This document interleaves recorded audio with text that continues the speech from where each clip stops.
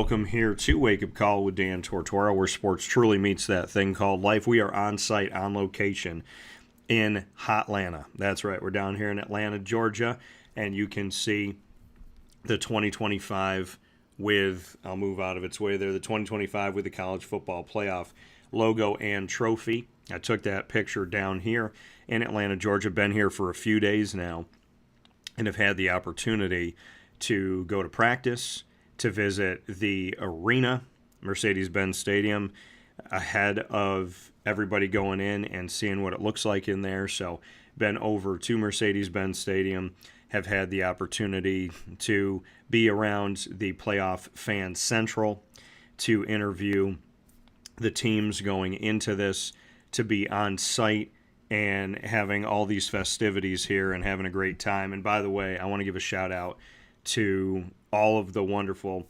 things that have been planned for us by the college football playoff. I want to thank the sites that we have down here for the media. They have fed us well. They have treated us well. They have given us plenty of amazing things and awesome opportunities. So I want to say thank you to the college football playoff. I want to say thank you to the city of Atlanta. And I want to say thank you to all of our sites and everything that we have been able to enjoy here in our coverage of the college football playoff. I am ecstatic to be here on site, on location. This is an historic time for the college football playoff and for collegiate athletics and sports in general in this country and the world, as we have our first ever 12-team playoff. And I've been with the 12-team playoff all the way through, from the first round to the quarterfinals, the semifinals, and now the national championship, thanks to God first and foremost, hard work, dedication, determination, the college football playoff, and amazing people along the way. So I want to say thank you to that. I also want to give a shout out, because I promised I'd give this shout out. I was at Tin Lizzie's last night, and I told the lady, and when I said this to her, and I said this to the server slash bartender, these are big words coming from people that know me about what I said. I looked at her, I said, I've been all over this country. These are some of the best nachos I've ever had in my life. They got their own Tin Lizzie's seasoning for their chips that they make in-house. And that was the difference in everything. The chicken was fantastic. Everything was great. Nachos were great. So if you're going to be in Atlanta and you're here for the College Football Playoff National Championship, or for whatever reason, go over to Tin Lizzie's. And I want to give a shout out to all the Notre Dame fans and all the Ohio State fans, including a father and son, with the father wearing Notre Dame and the son wearing Ohio State because he went there. I want to shout out Sal and Jackson from Chicago, Illinois. Hope y'all are having yourselves a great morning, and looking forward to seeing you over there enjoying the game today. I also want to give a shout out to the Sikowski family. You know, Jimmer Sikowski, the owner-operator of Chick-fil-A Cicero, is one of my closest friends. I consider him a brother, and his son Jack is going to be here. His son Jack goes to Notre Dame, so Jack's going to be at the game today. Betty's going to be at the game, so shout out to them. I know who they're cheering for. So a lot of excitement, a lot of fun. Great to see yesterday especially that the fans were trickling in here to Atlanta, and very excited about this moment for the college football playoff. You know, Wake Up Call with Dan Tortora goes everywhere. We use the hashtag WakeUpCallOTR, which is Wake Up Call on the road. We've been literally coast to coast in this college football postseason, and I want to thank all the sites and everywhere I've gotten to be. In the first round, got to go to Happy Valley for the first time ever, State College, PA, for SMU at Penn State. In the quarterfinals, went back to the Chick-fil-A Peach Bowl. I want to thank Gary Stokin, Matt Garvey, and the entire team there, being at the Chick-fil-A Peach Bowl for the Texas game up against Arizona State, an instant classic, a game that went to double overtime. And I think Quinn Ewers is better than some people give him credit for, especially that 4th and 13, dropped back and just threw a dart to the end zone like the man was on first down, getting all types of comfortable. So great play. And, of course, from there I went on to the Goodyear Cotton Bowl Classic for the semifinals for Texas and Ohio State, which gave us Ohio State in one half of this. Ohio State making it through after winning their home game in the first round against Tennessee, and then winning their rematch with Oregon 32-31. They lose in the regular season. In the postseason, they win by 20, 41-21. The game was over very early for the Ohio State Buckeyes, defeating the Oregon Ducks the second time around. I said going in that Oregon was due for a loss and ripe for a loss, and Ohio State definitely gave it to them. And Ohio State taking care of business. Historically, Oregon has only made it to the college football playoff twice in its a little over a decade of its existence. Ohio State has knocked them out both times, and Ohio State has played for a national championship both times, winning the first ever college football playoff over Oregon when they knocked them out the first time to win their only college football playoff national championship up to this point, and then knocking them out this time in the quarterfinal round for an opportunity to go after another national championship through the college football playoff for Ohio State. And on the other side of things, and then, of course, Ohio State beat Texas, like I had mentioned, to get here. On the other side of things, Notre Dame, an at-large team going up against Indiana. Neither Notre Dame nor Indiana played in a conference championship, and that is because Indiana didn't make it, and it's because Notre Dame doesn't have one. They're independent. Ohio State, and this is cool, too. The conference champions, well, not cool for them, but the conference champions that were the first that had the byes, those top four, though none of those top four teams won.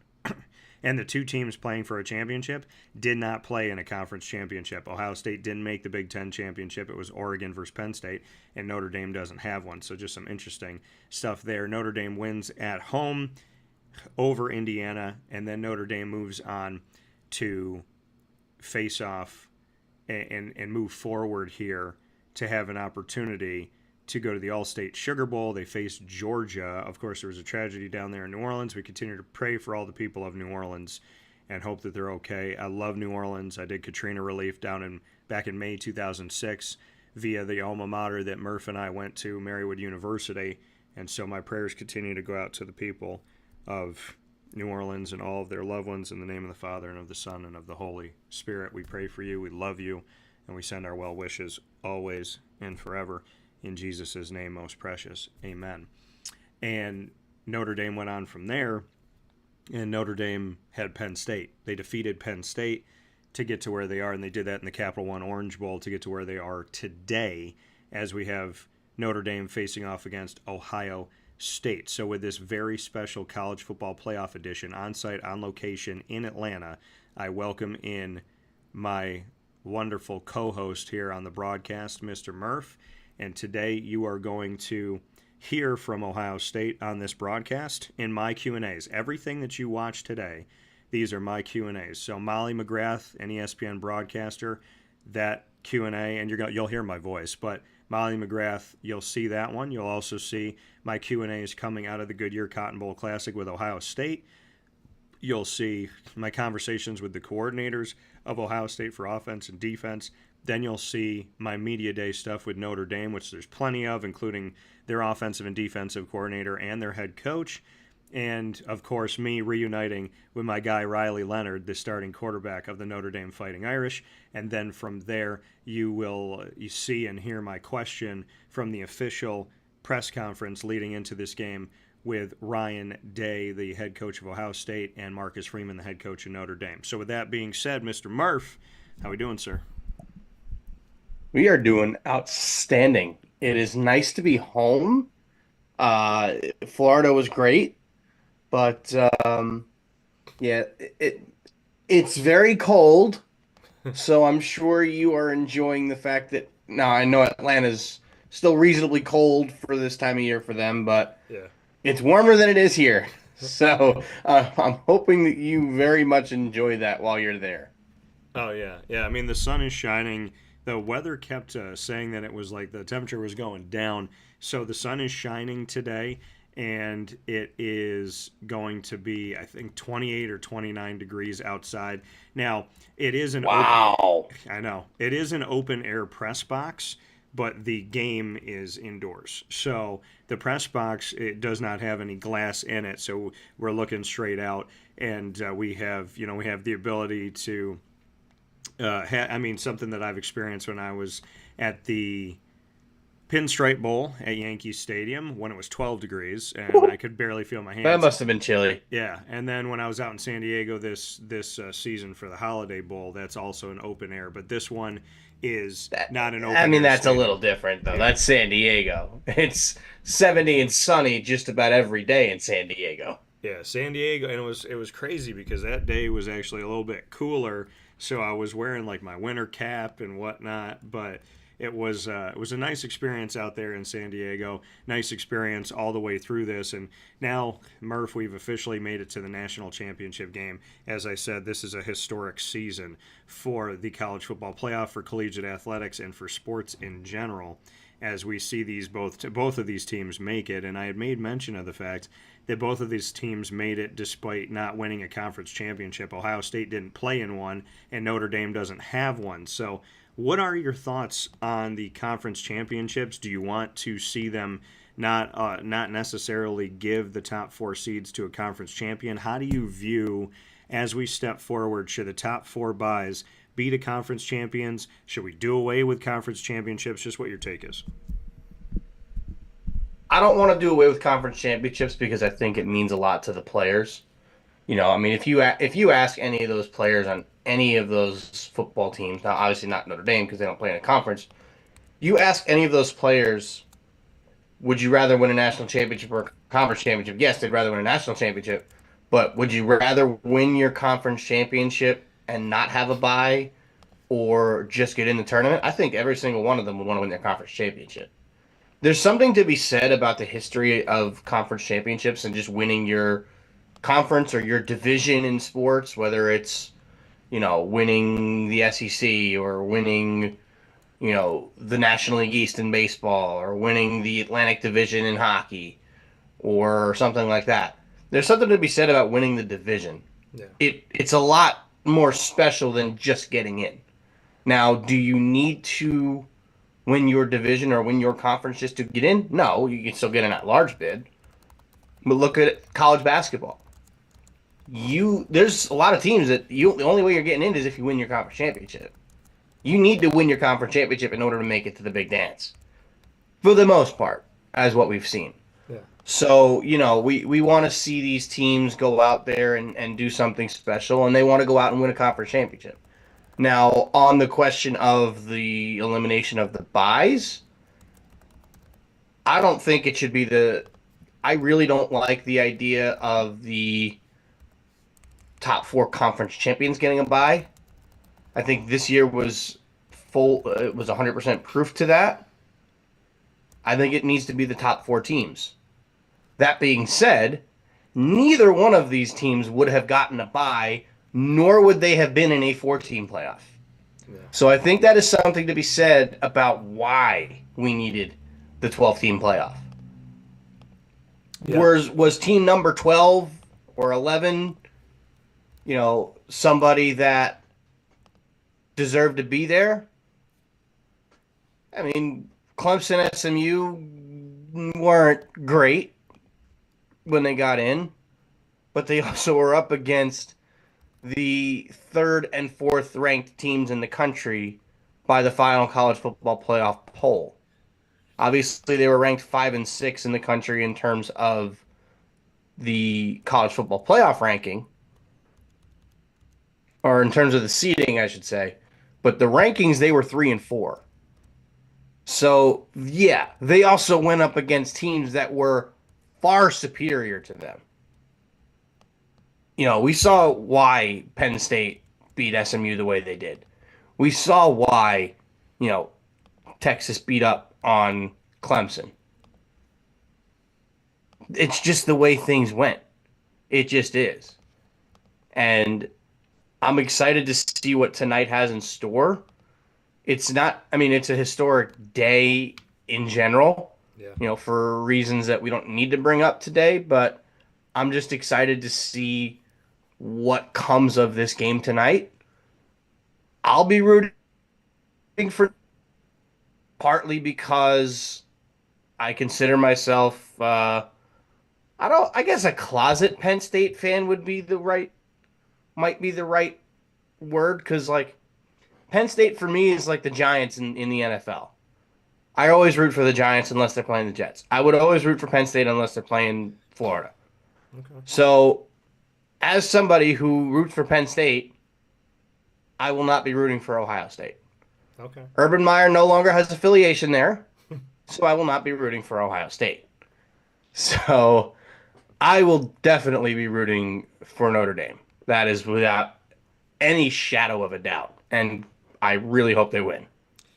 Yeah, and my prediction for this game I'll give in just a little bit, as Murph will give his as well. But going off of Murph's point of if we still had a 4-team playoff, we wouldn't have Ohio State and Notre Dame, which means we wouldn't have the two teams playing for the national championship this year, and the importance of expansion. Going off of that, here's my conversation with Molly McGrath on that. Just what you can say about the 12-team playoff format, if you feel like it worked, and just what you liked about it, maybe some changes if you had any.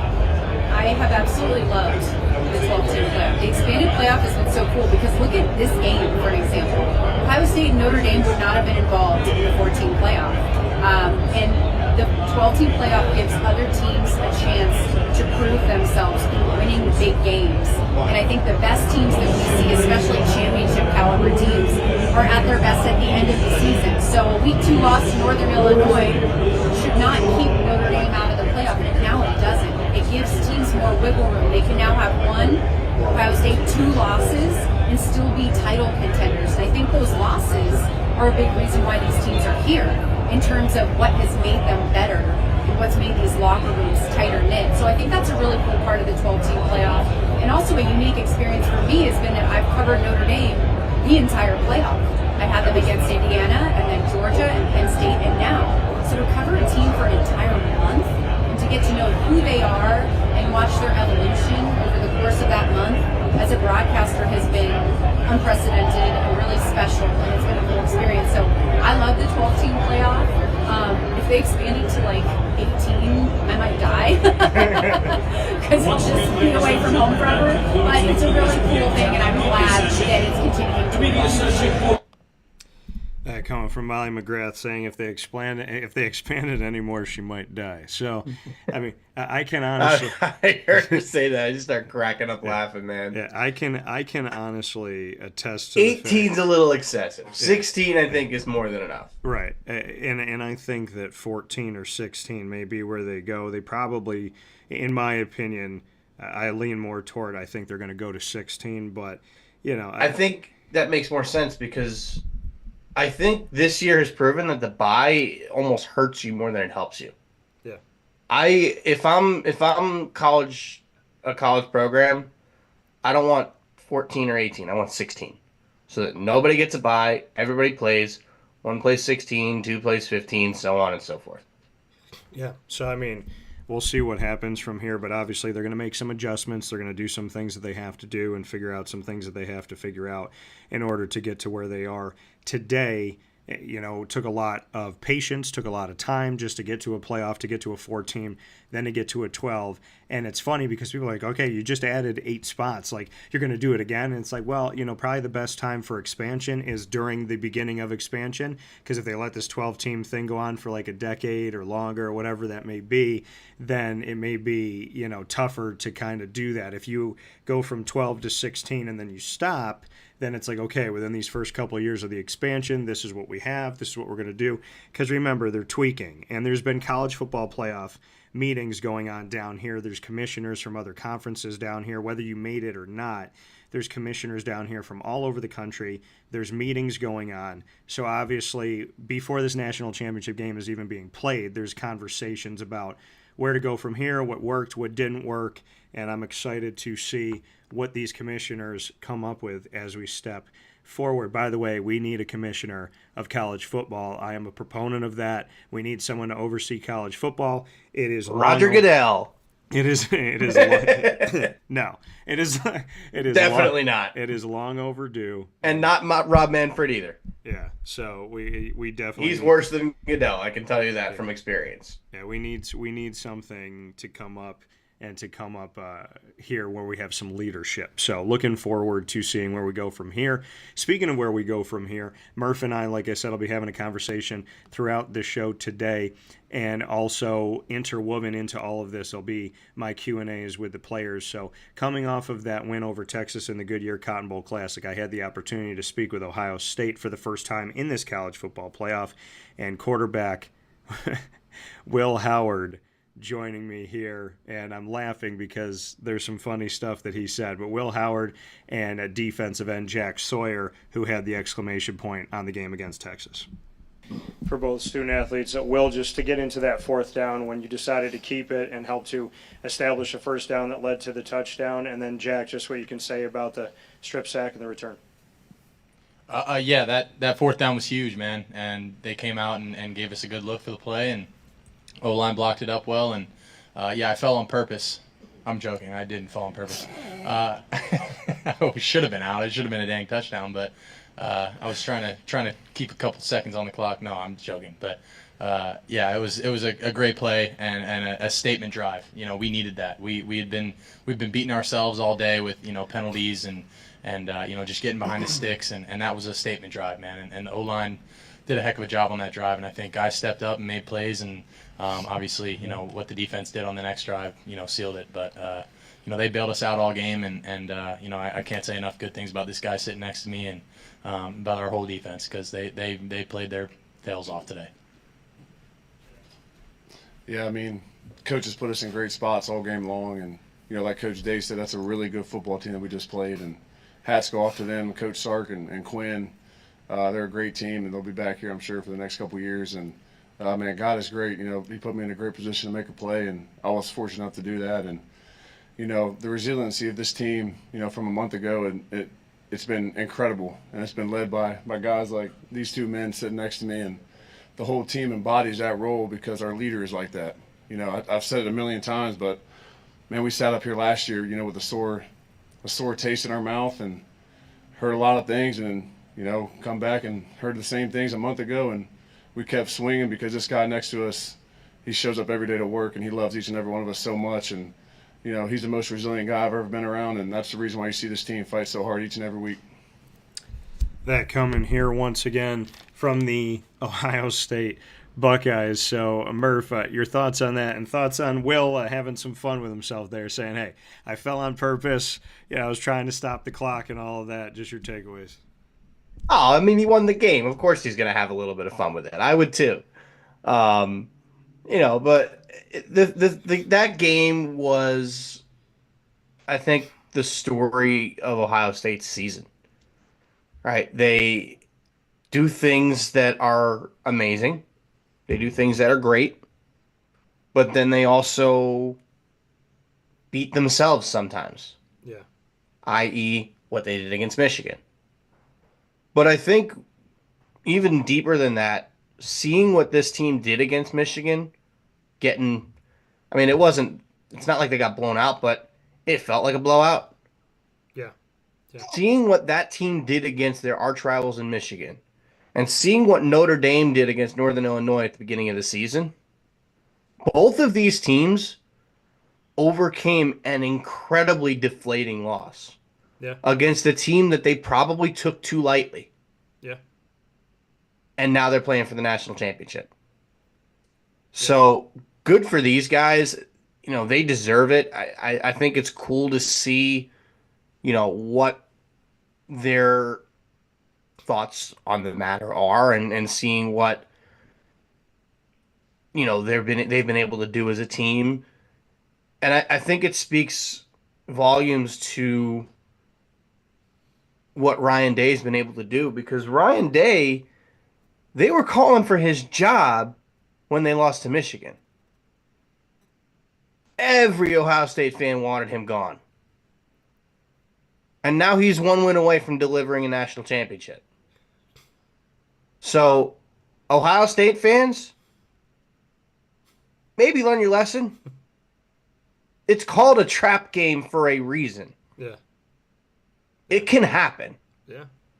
It doesn't happen all the time, but it can happen. It happened to the team that you're about to play tonight.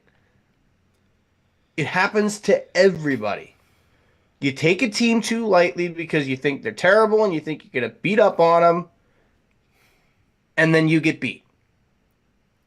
Notre Dame paid Northern Illinois over $1 million to beat them at home. How do you think they felt? Yeah. Were they calling for Marcus Freeman's job? I don't think so. I mean, man, he's 2 years in. 2 years or 3 years? How long has Brian Kelly been gone? I think it's 2 years. I think I was sitting there. I think it's 2 years. I was sitting there thinking it to myself, and I was like, I feel like it's been 3 that Marcus has been there, but I'll tell you in a second. it definitely is strange because Brian Kelly in a way feels like he just left, and in another 2021. way, it feels like Marcus Freeman's been there forever. So this is his His third. This is his Because third he only season. he only coached one game. He coached the Fiesta Bowl in 2021. Yeah. So this is his third. Yeah, I was like, it feels like 3. When I was sitting there at the press conference, I'm like, I know it's like he just got there, but it feels like 3. So yeah, this is his third official. But still, like, give it a break. Give it a rest. He's fine. It's not like your program has gone, 2-10 for the last decade, and now you lose to Northern Illinois in its third year, and you're like, yeah, let's get rid of this guy. No. What Florida fans had to deal with Billy Napier at the beginning of the year, that was justified. Now, he proved us wrong, and I'm happy that he did. I still don't like him, but I'm happy that he proved us wrong. And I think we're going to be better off next year because of it, because the man can recruit. But when you look at it, when you look at somebody like Ryan Day and you look at somebody like Marcus Freeman, these guys know how to coach. They wouldn't be coaching at the D1 level for these programs in particular if they didn't know how to coach. They do the job. Yeah. And anybody that disagrees isn't paying attention. Yeah. And speaking of paying attention, before we take our first step aside from down here in Atlanta on College Football Playoff National Championship Monday, I have more Ohio State for you. Here are my Q&As with offensive coordinator and quarterbacks coach Chip Kelly, followed by defensive coordinator Jim Knowles. Coach, the decision to come over to Ohio State, just reflecting on that hindsight 2020 and what you can say about this experience and the opportunity that presented itself from Coach Day. Yeah, it's been awesome. And I think just really you think about as a coach the day-to-day, so your ability to what it's like every day you're in the Woody and to be with this staff and everybody that's in this building and then to be around these players on a daily basis is it's what's made this thing really, really special. So excited that we get an opportunity to be together for one more week because this is an extremely close-knit group. I think the connection from the players to the coaches and players to players, coaches to coaches is really kind of special and one of the reasons that we've had the success that we've had. So we're going to enjoy these last couple of days here in the Woody and then get on a plane and go to Atlanta and play a game on Monday night.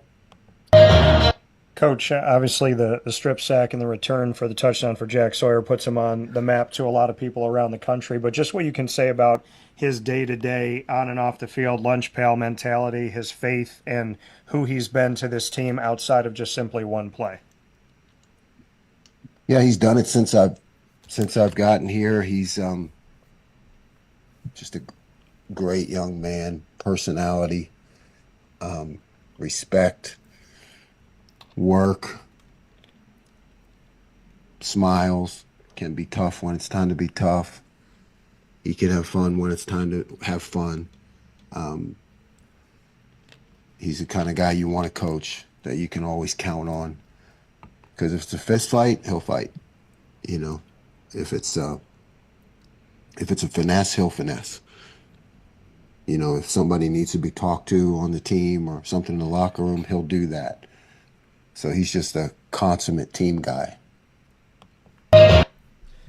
That coming from Jim Knowles following Chip Kelly, just speaking about, the fact, and Chip Kelly, he's not the only one. Chip Kelly, a former head coach at the NFL level and at the college level, was just at UCLA as the head coach, decided to leave UCLA to become the offensive coordinator and quarterbacks coach at Ohio State under Ryan Day. And on the other side of it, and you'll hear from him in a little bit here on Wake Up Call, live from on-site on location in Atlanta, Georgia for the College Football Playoff National Championship, and down here for this week, the last few days here in coverage of the student-athletes as well as the coaches and just really the whole experience leading into the College Football Playoff National Championship. And I was here a couple weeks ago, the Chick-fil-A Peach Bowl, so happy to be back at Mercedes-Benz Stadium. Thankful to God above all for this opportunity. You'll hear from another coach that was a head coach and is now working under head coach, and Al Golden, And I crossed paths with Al when he was the head coach of Miami, and now he's the defensive coordinator at Notre Dame. My gut, Murph, tells me that after this game is over, Al Golden might go somewhere else, but it may be after he hoists a championship trophy. We'll see who Murph is picking. We know who he's leaning toward, but we'll see who Murph is picking. You know who I want to win. Right. So Does that mean I'm going to pick them? Right. So we'll see who Murph Because remember, think with your head, not with your heart when it comes to betting. And I'm not saying I'm betting on this game because I'm not. But if you were to go off of my pick, I'm thinking with my head and not my heart. So Murph's pick, my pick, coming up in just It doesn't mean I'm not picking Notre Dame either. Right. Coming up. You don't know who I'm picking. Coming up in just a little bit, Murph's pick, my pick, as well as you will hear from Notre Dame and you will hear from both coaches right before today's game, on the eve of the game, when I had the opportunity to speak with them both in the official press conference leading into the game. All of that's coming up from Atlanta as Wake Up Call is on the road. We use the hashtag WakeUpCallOTR. We've been literally coast to coast in the last few weeks, and I can't thank you enough for your support. North, south, east, and west, and out of this country as well. All around the globe, Wake Up Call is easily accessible to you on all of our wonderful channels, and you can find us, and you're listening and watching right now on these, youtube.com/WakeUpCallDT, Facebook.com/WakeUpCallDT, and on WakeUpCallDT.podbean.com. So however you're connected with the show, we appreciate it. We thank you for being with us. And, of course, you can also find us on Amazon Music, Audible, iHeartRadio, iTunes, and Apple Podcasts, Player FM, Podbean, Podchaser.com, Podvine, Spotify, TuneIn, and YouTube simply by searching Wake Up Call with Dan Tortora, or one word, Wake Up Call DT. We will be back inside of the Great Lakes Honda City Studios for this college football playoff on-site, on-location national championship broadcast right after this. Here's a message from Renee from Bryan's Landing, located on 6523 East Seneca Turnpike in Jamesville, New York. Open Tuesdays and Wednesdays for dinner, Thursday through Saturday for lunch and dinner, and Sundays for brunch. It's a lot like the way that my mom and dad ran their restaurant. We have put in place a lot of people that are family to us, very similar to how my dad hired people that were family to him. And then the tradition I'm carrying on is a lot of the items that are on our menu are my dad's. And he taught our chefs how to recreate his dishes. So I think that Tommy McNerney, who our executive chef is, to him it is an art. And I think that when he does create a dish, it's not just about making the food taste delicious, which is definitely our priority, but it's an art to him, and it's almost like his canvas on a plate where he just wants the colors to look great, and people love it because he takes pride in that. And Bryan and I appreciate that. We want it to obviously look good and taste good. I will tell you, when we opened up, it was 6 weeks before COVID. And what was amazing was the community, our friends and family stepped up, and everybody did takeout. Everybody supported us. Our hearts were just so filled. So to Bryan and I, obviously our friends come all the time, and we just have repeat customers in Jamesville, and I think people going to our previous restaurant in Green Lakes are making the trip to come to Bryan's Landing to support us. And I mean, I think we have great food and a great atmosphere. So it's very, very important to us. Head to Bryan's Landing, located on 6523 East Seneca Turnpike in Jamesville, New York, where memories have become recipes that are now meals to share with you. Tuesdays and Wednesdays for dinner, Thursday through Saturday for lunch and dinner, and on Sundays for brunch. And be sure to come out for live music Friday, Saturday, and Sunday.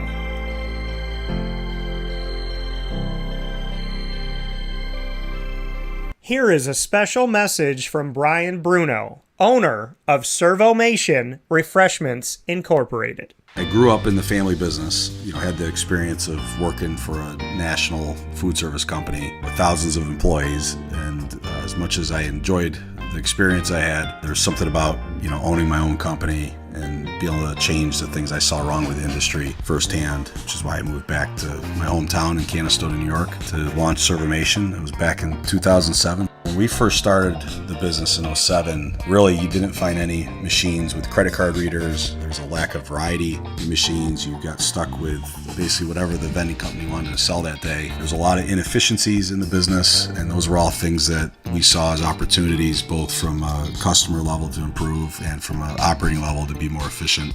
We've really been at the forefront of introducing retail technology into our space. We were doing self-checkout back in 2009 before it really became a national phenomenon. The whole point of it isn't to just improve the customer experience. It's to make it feel more like a retail environment where people don't have to be afraid of what they're buying behind glass. They don't have to be afraid of not being able to see the ingredients of the packages. It was an easy transaction from that standpoint.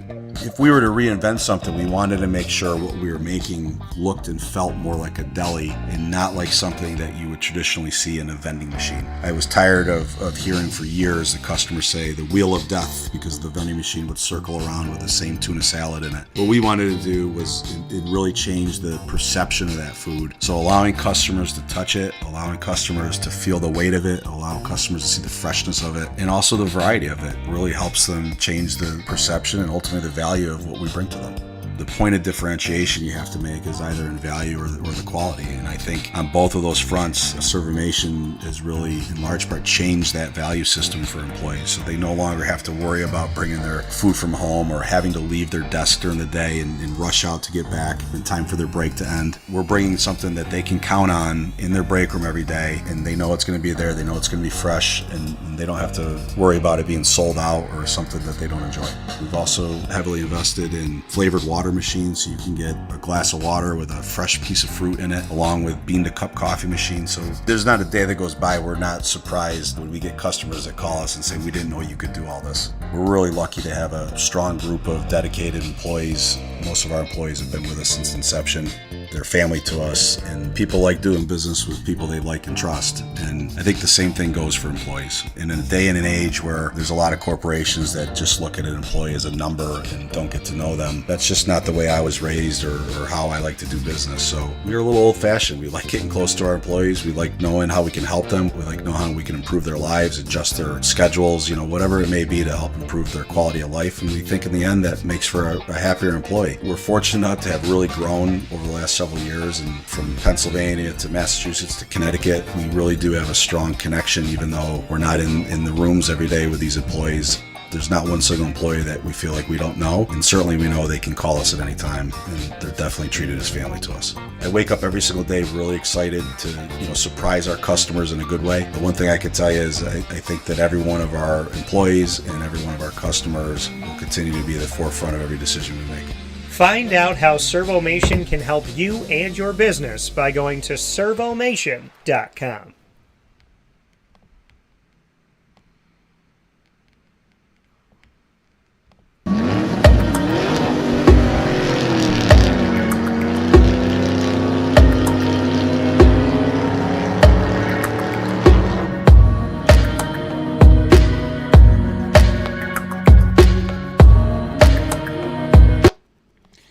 And back here inside of the Great Lakes Honda City Studios, Wake Up Call with Dan Tortora here with you on site, on location in Atlanta, Georgia, by the grace of God. It has been an amazing, amazing week. And DT and Murphy starts off your week on Wake Up Call. And I said to Murph, we going in the morning?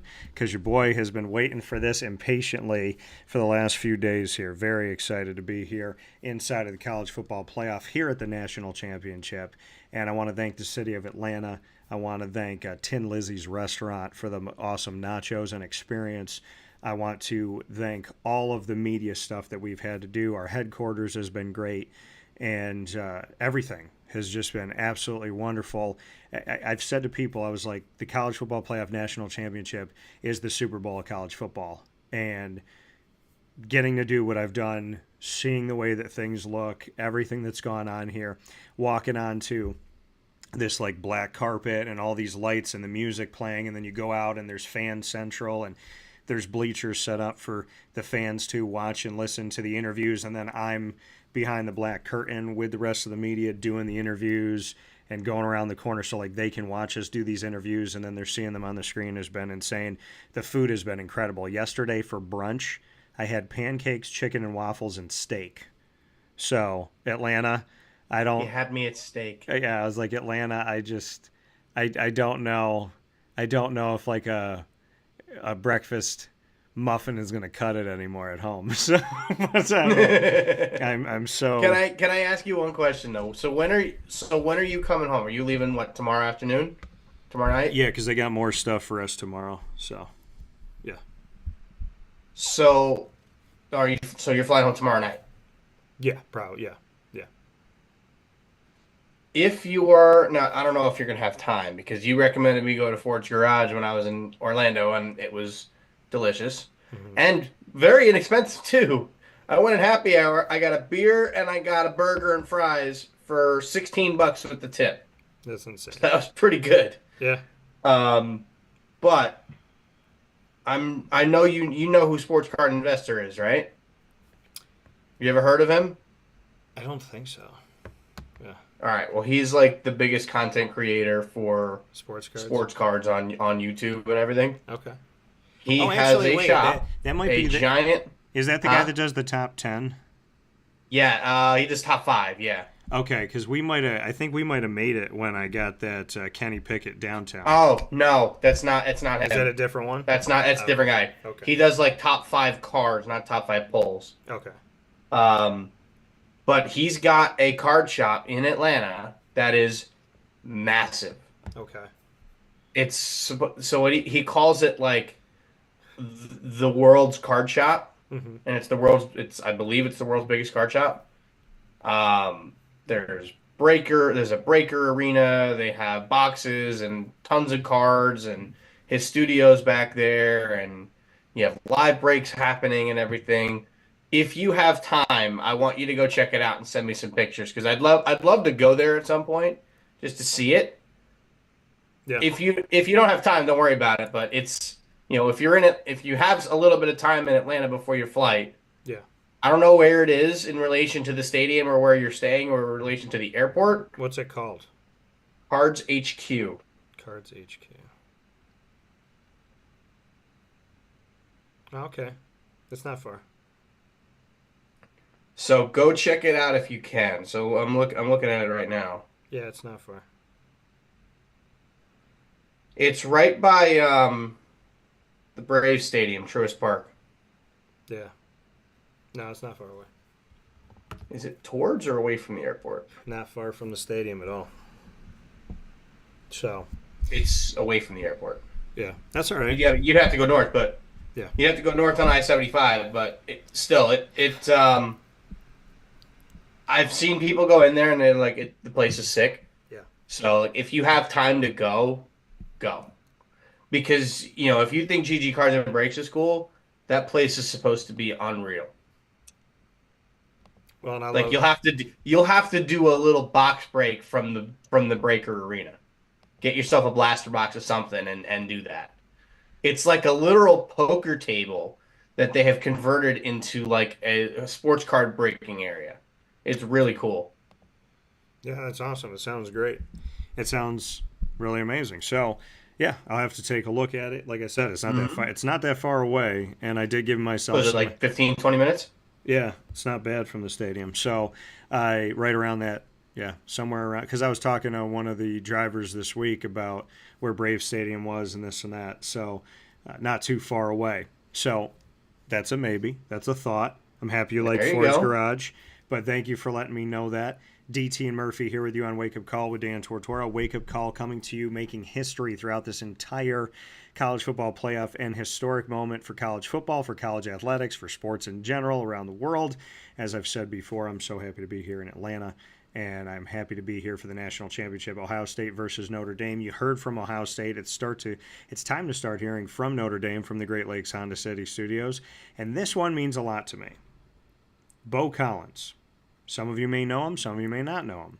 He was at Clemson, wide receiver, came over to Notre Dame via the transfer portal, and Bo is related to Deion Goggins, and Deion Goggins is one of my favorite people that I've met in my travels of sports over the last 21 years. And I had the opportunity to interview Deion, defensive lineman for the Syracuse Orange. He lives on the West Coast. He was just at the Holiday Bowl. Deion's going to be on the show at the end of the month, and his relative is on the show right now. Here's my man Bo, wide receiver, Notre Dame. Hey, Bo, well, first and foremost, I covered Deion, your family member, when he was at Syracuse. Now I'm covering you here in the national championship. Just what you want to say about your relationship with Deion? Oh, man, it's second to none, man. Grew up with him. He's been an older cousin for me, kind of like a big brother for sure. And, man, he kind of, set the bar, man, going to college, like my older brother as well. My dad, his dad, they played college football and things like that, man. And just set the bar higher and higher for me to go reach. And for you to be here on this stage in this moment, does it sink in? Has it sunk in that you're at the national championship? Heck no, it still hasn't sunk in yet, man. It probably won't sink in probably until we get on the bus on game day. It'll feel real then, but right now I'm just trying to treat it as normal as possible, go about my daily routines as normal as possible, things like that. Deion was on the defensive side of the ball. Yeah. Just what you could say about your position on this team and how you kind of grew into this role. Oh, man, it's been amazing for sure. I came here with aspirations of, playing in a game like this, and here we are. I feel like this year I've, been in a leader role like I was at Clemson, in my third year there, and, just trying to give back to the younger guys as much as possible, man. They look up to guys like myself, and I'm fortunate enough to be in a position where I can talk to them, give them any bits of knowledge that they need. So that's the role that I pride myself on this year for sure. Yeah, and you've been, like you said, moving in the transfer portal. Yeah. Just your experience of that and maybe the benefits of it, because we hear the positives, negatives, what you thought about it. Yeah, for sure. This year has been nothing but positive for me, man. I've done a lot of learning about, my position, my role, bettering myself, learning things about defenses that I never knew, just small things like that for sure. Riley Leonard, just what you could say about catching a pass from him? Yeah, man. That's my guy. Riley, he's one hell of a competitor, man, and he's second to none, one of the most athletic QBs I've ever played with in my life. So he's just amazing to be around, and his energy is contagious. We got a school that promotes God, a team that promotes God. Just what it means to you that God is center and that this school and this team is not afraid to talk about God. Oh, yeah. We need more of it for sure around college football, most definitely. Myself, I'm a God-fearing man, so I chose a school that, that was kind of at the center of it. And this is as close as you're going to get to that for sure. And, God has allowed us to, grow closer this season and get all the way to where we are right now, and I appreciate it for it. Awesome. God has allowed us to get to where we are today, and I appreciate him for it. No better way to end that conversation. Bo Collins, and shows how small the world is, Murph. I learn all the time how absolutely small, when you're chasing your dreams, you're going after the things that you want in your life and you're trusting God, it is amazing how tiny the world is. In that room where I was with Bo Collins, who is related to Deion Goggins, who I interviewed years ago and continue to talk to, like I said, he'll be on the show this week. In that room, Scotty Rogers, the VP of Communications for the Goodyear Cotton Bowl Classic, who I just saw last week and I've known for a while, he was there. Amy Yacola of the ACC, she was there. Chuck Sullivan of the American Athletic and formerly the Big East, he was there. So I'm standing in this room at this Mecca event at one of the greatest things that I could ever do in my career. I'm only 39. 21 years have been great. Year 22 has started off with one of the greatest honors of my life. And here I am celebrating it with friends, with people that I know, and not even knowing that they were going to be there. So it's amazing how God gets you to a place that you never know that you're on the way to get to that road. And God gets you to that road, and as you're on that road, you follow God's yellow brick road, so to speak. And here you are surrounded by a bunch of people that have supported you, that have treated you with respect, that have never seen you as a small person, as someone who's building their own thing and it's not important. So it's incredible to be here, and it's even more incredible to be here with the people that gave me a chance. And I never knew that they were coming. So to everybody out there that's trying to go after their dreams and scared, listening to naysayers, listening to negativity and all that stuff, all I can tell you is God is the only voice you need to hear. And there's 3 prayers that you should say to God every single day. Lord, may I hear your voice above all the voices. May I only follow your voice. May I be able to differentiate yours from everybody else's. The second thing to say is, for me, it's to say, God, and I think this can work for anybody, guide me toward where you want me, guard me from where you don't. Guide me toward you, guard me away from what's not you. And the last thing, and probably the hardest thing for some people to say, but the more you say it, the more you believe it, is your will over my want. So if I'm going in a direction that you don't want me to go in, but I think it's a good direction, guide me in the right direction, get me from that direction. May your will overtake my want. And that doesn't mean that I want you to punish yourselves, people. It means I want you to trust that God knows better than you do, because he does. And if I had listened to him my whole life, I would have made a lot of better decisions than I made along this way. So your will over my want, guide me and guard me, and to just ask God to hear his voice above all the other voices. You know, Murph, the you know how I am, and I reflect, and just standing at that event at Media Day where you just saw Bo Collins and at the press conference and all this stuff. I mean, this has been a monumental moment in my career, in my life. And, you know, I thought about this yesterday. I said, someday I get to sit back in a chair and look at my kids playing, and they're watching these videos, and they look up at me with big eyes and smiles. And I say, they're like, Daddy, you were there? And I get to say, yeah, your daddy did that. By the grace of God, Daddy was there. So it's a big moment. I'm living in it. And the thing is it's been so rewarding before the game has even been played. The game is the cherry on top of all this. So I'd say to any media, if you get the opportunity to come to these events, come to the event early, do all the media stuff, and go to the game. Because, you know, I travel a lot. Sometimes I can only do the game, but being down here for the player interviews, for the ESPN stuff, for the coaches press conference, being at the media headquarters, it's unlike anything that I've ever experienced. So keep chasing them dreams, folks. Keep going after it. We got to get you into the Super Bowl. Well, I mean, this is the college football playoff. This is the Super Bowl for me. This is the next best thing right now, but we got to get you into the Super Bowl, man. Yeah, well, I mean, that's not something that's far off. And a few years ago when I was covering Jacksonville, I'm an accredited member of the NFL, been an accredited member for a long time, and I want to thank the National Football League for that, and thank God first. And so they sent me an email when the Jaguars were in the Final Four, and they said, this is the team that you cover, and Dan Edwards was running the media for it back then, and I'm still sad that Dan retired, because he is one of the most incredible people that I've ever worked with in connection to communications of people that are doing media stuff and all of that for an institution. I'm so sad. I'm sad to this day that he retired, because if he didn't retire, life would be a lot different. And so I'm very grateful for him. And, I think they check with the team. And so the NFL, we send an email, they send an email out, and then we send something back. And so I got a message from the NFL, I'll never forget it. It said, if and when your team that you cover makes it, we'll be in touch. So I want to tell the Patriots one more time, you didn't keep the Jaguars out of the Super Bowl. You kept the Jaguars and me out of the Super Bowl. But there was a chance. Brady. There was a chance back then. Come on, Brady. There was a chance, but continuing. Brady's a member of the media now. You gotta go up to him and be like, "Yo, Brady, you beat the Jags, so you didn't let me go to the Super Bowl." Yeah, this is my thing with Tom Brady. If and when the Jaguars make the Super Bowl, you can't go.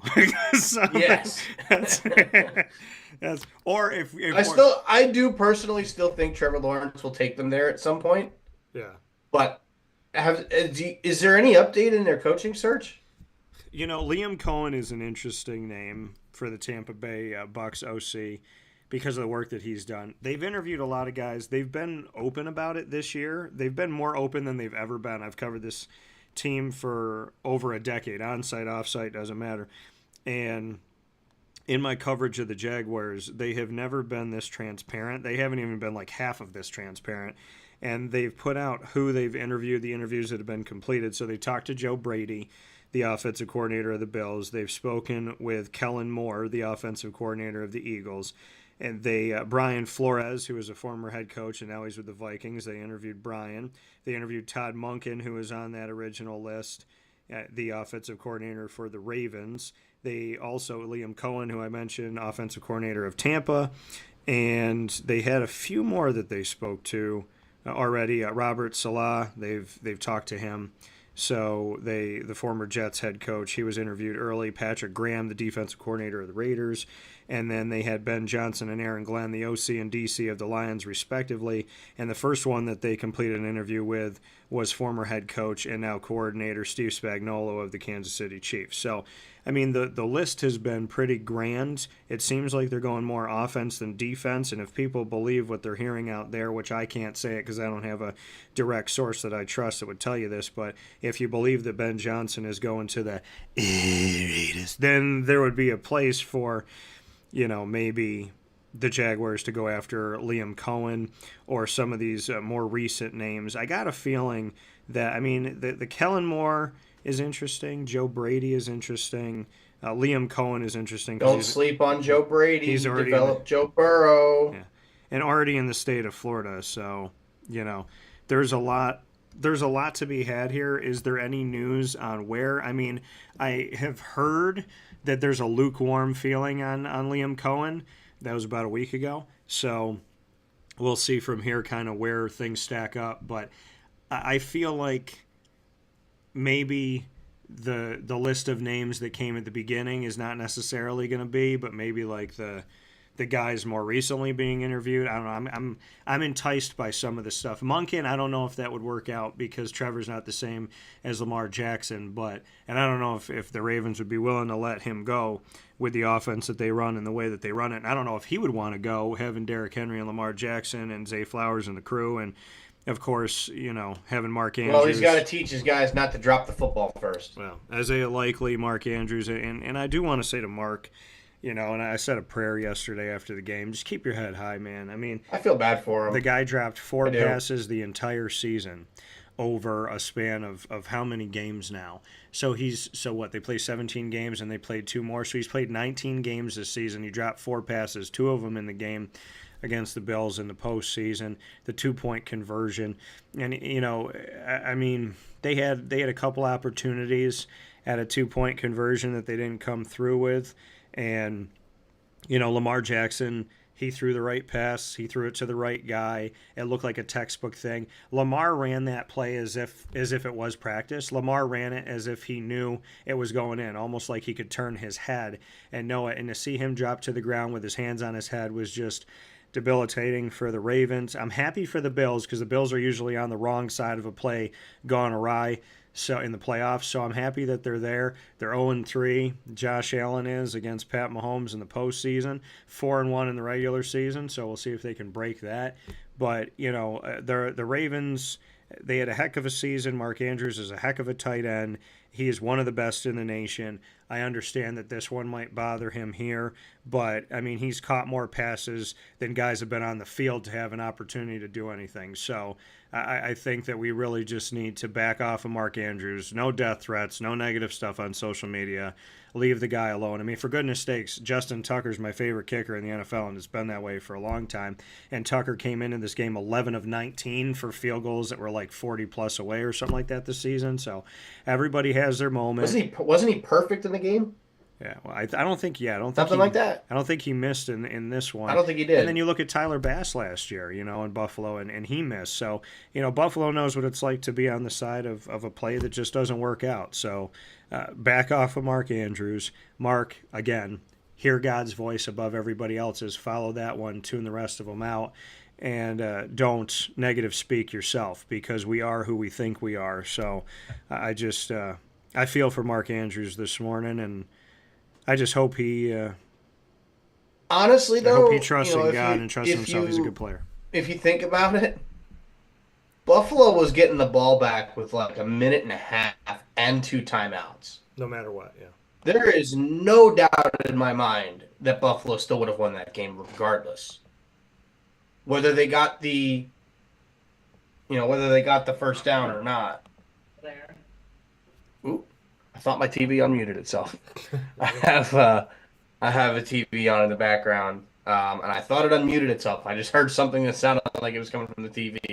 I think it was coming from my parents downstairs. No, you're good. But we're going to switch gears back here to Notre Dame in this coverage of the college football playoff national championship. We're on site, on location. Wake Up Call is down in Atlanta. We have been here in Atlanta for many different events, including player interviews and coaching interviews. And we head back to the players of the Notre Dame Fighting Irish and a player that plays two Division I sports, and that is Jordan Faison, who plays both football and lacrosse. Jordan, being a multi-sport athlete, just what you can say about having that at this level in Division I. You're playing for a national championship. You also have lacrosse on the other side. Just what it's like to live in those worlds. Yeah, it's awesome. I mean, both our locker rooms are kind of similar. We've had the same journeys towards this national championship, and I'd say our culture is a big part of both locker rooms, and we have that in both locker rooms. And I think that was a big part of allowing us to get to where we are today on both sides, both coasts. That coming from Jordan Faison here, and we're going to phase right into our next opportunity here. And we were talking about kickers, so I'd love to hear from Mitch Jeter, and I spoke with him about, does he have any nuances, things that we wouldn't see, techniques, and he mentioned a technique that my buddy Brady Denneberg also was talking about at Syracuse. It's just what you can say about your preparation technique, like those little nuances that we don't see in a kicker that you see that you kind of work on every single day systematically. Do you have anything special that you do? Sorry, can you repeat that question? Just what you can say systematically you do in your own preparation as a kicker, those little nuances, those tiny pieces to your game. Yeah, I'm a big-time form-focused kicker.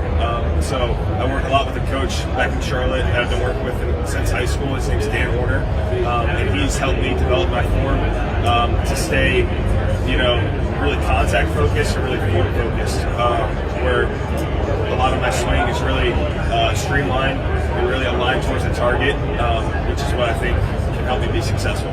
And just what you can say, being independent, just what it means to be at the end of the road here at the national championship and know that you're representing Notre Dame. There's no conference, it's just you. Yeah, I think the brand that Notre Dame has, the tradition that this program kind of gives off is why you come here, right? I wouldn't necessarily say we think as a team, we're not in a conference, this is so much different, better or worse for us to be here. I just think that we know that we're a high caliber football team, and we know that we can go out there and perform. That coming from Mitch Jeter here on Wake Up Call with Dan Tortora in our coverage of the college football playoff national championship down here in Atlanta. And Mitch saying, they know their brand at Notre Dame. The interesting thing here, Murph, is the fact that Notre Dame not being a part of a conference, there's only two teams that are not going to be a part of a conference in college football of 130 plus strong in the FBS, aka Division 1A football collegiately in the NCAA. There's only two moving forward from the season, the Notre Dame Fighting Irish and the UConn Huskies, as the UMass Minutemen are going to be joining the MAC, Northern Illinois, maybe joining the Mountain West, the team that defeated Notre Dame. So looking at this as we step forward, there's Notre Dame and UConn. That's it. I mean, being independent, and here's the thing. The amount of money that you take from each bowl game, if you're in a conference, there's the sharing element of you're representing yourself, but you're representing us. Ohio State got to go home, and they got to share some of this money. Notre Dame gets 100% of the money that they take in for being at the national championship. Does anybody, how the saying goes, the saying of, he had more money than the Pope? Well, a Catholic university in Notre Dame, I think they have more money than the Pope, Murph.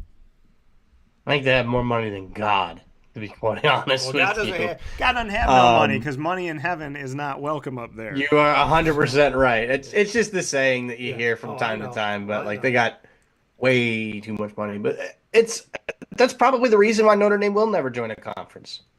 They get all the money to themselves. Yeah. Their TV contract with NBC, all to themselves. If you're Notre Dame, why would you change that? It's been tradition for 100 years. I don't think they've ever played in a conference before. Nope. Other than the 1 year in the ACC. For COVID, yeah. Yeah, that was it. I mean, they play in the ACC in every other sport. but not football. But it's always been that way. It really has. And And they make ACC money. yeah, I'm telling you, it's all money. That is the entire reason why they have still not joined the conference. Yeah, and they don't have to. And Notre Dame being here, and you talk about what's the importance of a conference championship. Well, in the case of Notre Dame has proven it, you don't have to be in a conference to be one of the best teams in college football. Next up here, we have Howard Cross III. My conversation with him here going into the game from down in Atlanta, Georgia, where we have been this week in celebration and anticipation of the College Football Playoff National Championship. Just to speak to the tenacity of the defense all season long, just what you can say about how demoralizing that can be for an offense to try and get going against you guys. Again, all we hear is like what is it? Like oh God, sorry, I'm losing my train of thought here. But like you said, it's a really big factor. You know what I mean? Momentum. Sorry, that's what I was looking for. But like momentum's like a real thing. Way more of a thing than people actually realize. You know what I mean? If offense gets going and like they really get going, it's hard to stop. But if you have a play or something like that, like say an offense drives, I don't know, like has like 3 or 4 first downs in a row, and then you bat a ball down or someone picks it off, it's over. The momentum is done. And I have to start over momentum again. So it is really demoralizing to have a momentum killer for sure. And just what you can say about Will Howard and what he presents offensively as a weapon. He's a good quarterback. And personally, for me in all my years of playing, I think he's got probably like one of the best traits a quarterback can have, which is no matter who's in the pocket or who's about to hit you, you're still going to make a throw for like 40 yards. So personally, I think that's one of, if not the best trait for a quarterback to have. Annoying for me and the defense, but like a great trait for him to have. So that's going to present a challenge for us. That coming from Howard Cross III, talking about the challenge that Will Howard presents, that no matter who's out to get him in the backfield, dude is still going to drop back and make those passes. So Will Howard, Riley Leonard, your thoughts, Murph? I think both of these quarterbacks are, guys that have moved around a little bit. Will Howard hasn't, I don't think he was a transfer or anything. Well, obviously Riley Leonard was. But Will Howard is a guy that grew up in Pennsylvania. He was a Penn State fan, and Penn State didn't want him. So he's always kind of had this, thing against.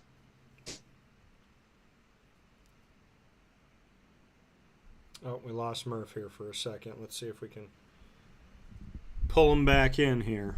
Temporarily, we got Murph Murph is stuck here for a second. So we'll see if we can bring Murph back. We're here inside of the Great Lakes Honda City Studios College Football Playoff National Championship Wake Up Calls coverage from down here in Atlanta, Georgia. We'll take a step aside for a fast break. We'll be back right after this.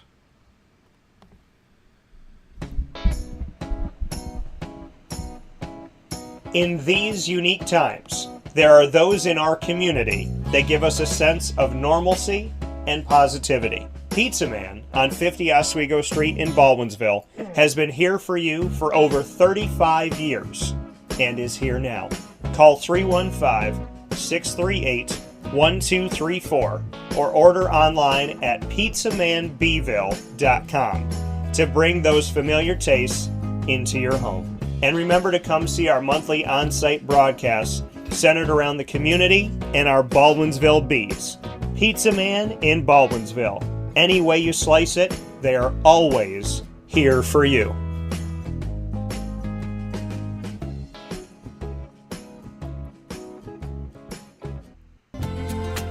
Looking for your next ride? Look no further than Great Lakes Honda City, located on 7140 Henry Clay Boulevard in Liverpool, New York. Serving our community for decades, their new and pre-owned vast array of vehicles are available to you Monday through Saturday on site. To search from home, shop at GreatLakesHondaCity.com. Call 315-365-5576 to set up an appointment. That's 315-365-5576 for Great Lakes Honda City, 7140 Henry Clay Boulevard in Liverpool, New York. Great cars, great people, Great Lakes. All right, you need to come out here and get yourself the Brooklyn Pickle. I was talking about this with one of my buddies. I was like, yo, there's no better sandwich in the state of New York than the Brooklyn Pickle. And now that I found out that they're going down to North Carolina, we are taking over your taste buds everywhere you are, wherever you're going to be. You need to get yourself out to the Brooklyn Pickle. Pinehurst, you just realized that you found yourself the best sandwich shop that you're ever going to have. This is a glorious moment. It's a blessing to your community. You're welcome. Brooklyn in the house, baby. Go over to the Brooklyn Pickle. You already know what it is.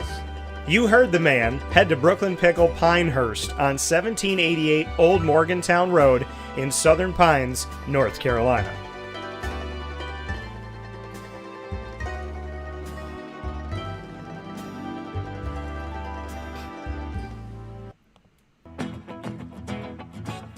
Hi, this is Amy from Mother's Cupboard, home of the whole frittata. We are open daily 6 a.m. to 1:30 p.m. For takeout orders, call 315-432-0942 and tune in to Wake Up Call with Dan Tortora for our monthly food challenge and try our Wake Up Call signature menu item available 7 days a week. Here at Mother's Cupboard, we are Central New York, and it's our honor to serve you. Ma and Pa's Kettle Corn and Popcorn Factory remind us that every day is worth celebrating at 201 7th North Street in Liverpool, New York. Open Monday through Saturday in-store and always online at maandpaspopcorn.com. Serving our Central New York community and beyond, order anywhere, anytime at maandpaspopcorn.com. Stop in to get a tin at Ma and Pa's on 201 7th North Street in Liverpool, New York to get your half-price refills for the rest of your life. Come to Ma and Pa's for your holiday gift giving for family, friends, employees, and clients. And remember, for fundraising and events, to call 315-450-6272. That's 315-450-6272. Ma and Pa's Kettle Corn and Popcorn Factory. How corny are you? This is Jimmer Sikowski, owner-operator of Chick-fil-A Cicero, 7916 Brewerton Road in Cicero, right in front of the Home Depot. I had a deep feeling that God wanted me to do something bigger with my life and to help people, help others. I kept putting Chick-fil-A in my life, and I realized as I was going through the franchise selection process that positively impacting the lives of others was really core to what we do here at Chick-fil-A. First of all, it starts with the food. The food is brought in fresh daily. We bring in local produce. We prepare to order in the kitchen. We hand bread our chicken. We hand spin our milkshakes. It's great food. It doesn't taste like fast food. I think the second thing is the way people feel when they come in a Chick-fil-A restaurant. It's different. We try to treat people with intentional kindness here, which is very different and deeper than good customer service. And so I think it feels remarkable for most people to come in a Chick-fil-A restaurant. And then lastly, the impact that we try to have in the community is very different. It's a big part of the expectation of every operator of a Chick-fil-A restaurant is that they're actively engaged in their community, they're a leader in the community, and they're making a difference. When they realize that what we're striving to do is to shine a little light in their life, that's a very, very different experience than you will have in any other quick service restaurant. And it's that remarkable experience that I think people will emotionally connect with. And a welcome back here to Wake Up Call with Dan Tortora, where sports truly meets that thing called life. We got Murph Elation for the Nation back here with us. Murph, we were talking about inside the Great Lakes Honda City Studios, on-site, on location in Atlanta, Georgia, here for the College Football Playoff National Championship game, about Will Howard and Riley Leonard. Will Howard transferring in from Kansas State. He had the COVID year, which gave him this bonus year. So him being in the national championship game today wouldn't have happened if not for the NCAA providing the year of forgiveness of eligibility for the 2020-2021 season. So one thing the NCAA has done right. So let's be happy with that. Will Howard, the quarterback of the Ohio State Buckeyes, after spending a bunch of seasons with Kansas State and playing those 4 seasons, and then looking at the other side with Riley Leonard, who you'll hear from in just a little bit, and you already heard from Will here on Wake Up Call inside the Great Lakes Honda City Studios. Riley Leonard was choosing between Duke and Syracuse, ultimately chose Duke, who had David Cutcliffe at the time, who is a quarterback guru, who has helped so many quarterbacks along, including Peyton and Eli Manning, who have both won Super Bowls, and then having the opportunity to go into the transfer portal from there, and he chose Notre Dame. By the way, Riley Leonard never went on a visit when he was originally being recruited. He never went to Duke, he never went to Syracuse, he never visited anywhere until he got in the transfer portal. The only visit, and he told me this, and this is really cool, well, he said this to all of us, and this was really cool. He said, my first visit and my only visit will ever be Notre Dame. So, any thought of like, oh, he's going to run away? No. So he said, my first visit and my only visit, Notre Dame. So both of these quarterbacks via the transfer portal, both of these quarterbacks in this game, thoughts on them? Yeah, and with another thing with Will Howard too, I don't know what got cut off when my internet cut out. We heard you say Will Howard, but that was it. Okay. So yeah, I mean, he grew up a Pennsylvania kid, was a fan of Penn State, and was disappointed not to get recruited by Penn State. So going to Ohio State, Penn State's one of their biggest rivals. It's probably driven a little fire underneath him. We saw it in the game against Penn State earlier this season, and we kind of have seen him grow throughout the year and get better as a quarterback. Now, obviously, people had their questions about him after the Michigan game, but now we're starting to see him come into his own, and it helps that he's got some really good weapons around him. And Ohio State's always been known for having good receivers and having good, running backs and just having a good team offensively all around. Yeah. But he's been playing his butt off, and I give him a lot of credit for it. And then as for Riley Leonard, a guy transfers in from Duke, and he's kind of taken that team and put them on his back for the majority of the season. What he's done for Notre Dame reminds me a little bit, not completely because this guy also won 2 national championships, reminds me a little bit about what Stetson Bennett did for Georgia. Okay. He may not be the greatest thrower of the ball. He may not be the best, the fastest guy, but he makes the routine plays. He makes the throws down the field when they need to be made. He does what his team needs him to do in order to win football games. Yeah. So I give him a ton of credit for that. I think this is going to be an interesting matchup because you don't see national championships all that often with 2 quarterbacks that aren't really projected to go early in the draft. It's not usually you get at least one that's projected to go early, but we don't have that this year, which is intriguing. But it's going to be fun. Both of these teams are really deep. I think they're very evenly matched, and it's going to be a fun game. Yeah, I mean, defensively, these teams are stacked. Defensively, there's going to be a fumble somewhere today. There's probably going to be an interception somewhere today. There's probably going to be a Riley Leonard rushing touchdown today. Heck, there might be a Will Howard rushing touchdown today. So I think there's a lot of different things that are going to go into this game. I think this game is going to be exciting. I think we're going to get a good national championship. Some people think it's going to be a blowout. Maybe some other people think it's going to be close. I think it's going to be close. We'll talk about our predictions of it after we hear from the rest of Notre Dame. Here on Wake Up Call with Dan Tortora, we are live on site, on location, broadcasting for you from Atlanta, Georgia, for this College Football Playoff National Championship and an historic season for college football, college athletics, and sports in the 12-team expanded playoff.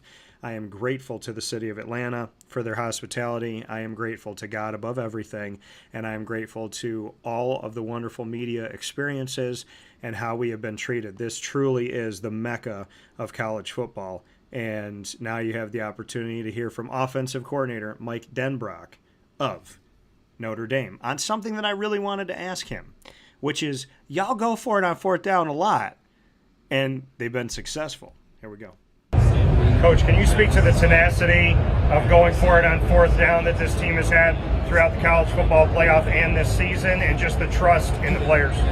Yeah, I mean, it really starts with Marcus and his willingness to let these guys decide the game. And, it's been obviously a lot of fun to be a part of it. And I think the guys do a really nice job of understanding how critical those situations can be, whether that's us staying on the field, whether that's our defense getting a stop on 4th down, and what a momentum swing that could be for this football team. And we've been able to take advantage of that in some critical situations, not only in the playoff, but during the year. And it's made a real difference, I just think, in the overall belief and attitude of who we are and what we are. Yeah, coming from Notre Dame, who they are and what they are. We'll head to the defensive side of the ball for former head coach and now defensive coordinator Al Golden, who I first crossed paths with when he was the head coach of the Miami Hurricanes. Coach, being a former head coach yourself, just what the dynamic has been like between you and Marcus Freeman, and just what that's like and how that's evolved over time. I'm here to serve Coach Freeman, and I've said it countless times. He is the leader.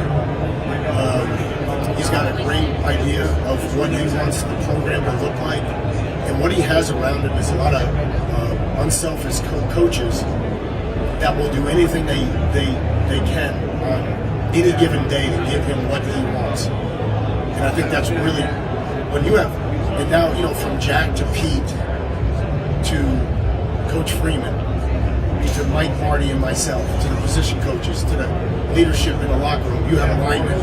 And when you have alignment on every level, that's when you have strength. And that's why, I know Andrea left, but that's why I think we're built for the, we're built to endure. We're not built for, to be a one-hit wonder.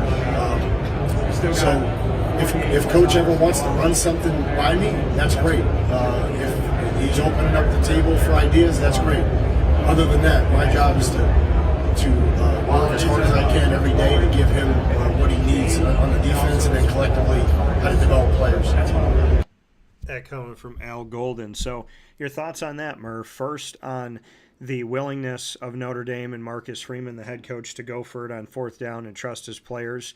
And we saw that against Georgia for sure. And so to your thoughts on the 4th down going for it, and then your thoughts on what Al Golden said about, hey, we're not a one-hit wonder. This Notre Dame team is built to have success for years to come. Yeah, I mean, Notre Dame, just to start on the offensive side of the ball, they have been a team that's been known to go for it. And Marcus Freeman's kind of an aggressive coach, and it's something that we see in the NFL with the Lions and Dan Campbell. And, last year it came back to bite him in the butt in the playoffs, and it didn't work out. We haven't seen that yet from Notre Dame. Will we see that tonight? We don't know. But a lot of times being aggressive in the right spots and you make those plays, that can be deflating to the opposing team. Like, you get a stop on 4th down and all of a sudden they're going for it, and then they get the 1st down. It's like, man, we can't get off the field. It's like we actually got to stop them 4 times instead of 3. Yeah. But defensively, just on the one-hit wonder piece, they are not a one-hit wonder. I can tell you that absolutely for a fact right now. It is Notre Dame football. I know we've had the conversation about how, the Big Ten and Notre Dame and, certain teams have kind of an unfair advantage in the postseason, and we have our disagreements on certain things in there, but Notre Dame has always been there. Yeah. Are they making the playoff every year? No, but they're almost always relevant because they usually only lose 1 or 2 games, but they always, for the most part, challenge themselves in their schedule. They almost always have multiple 3, 4 ranked opponents, sometimes even more, that they play every year. Yeah, they play Army and Navy every year too, and at the time that they played both of them this year, they were both ranked. They beat the crap out of both of them, but that's just what Notre Dame seems to do to the service academies these days. As good as those programs have been in recent years, but I'm really intrigued to see past this season what Notre Dame's able to do. Yeah, because they, them and Ohio State are losing a decent amount of pieces. So we have to see kind of how that.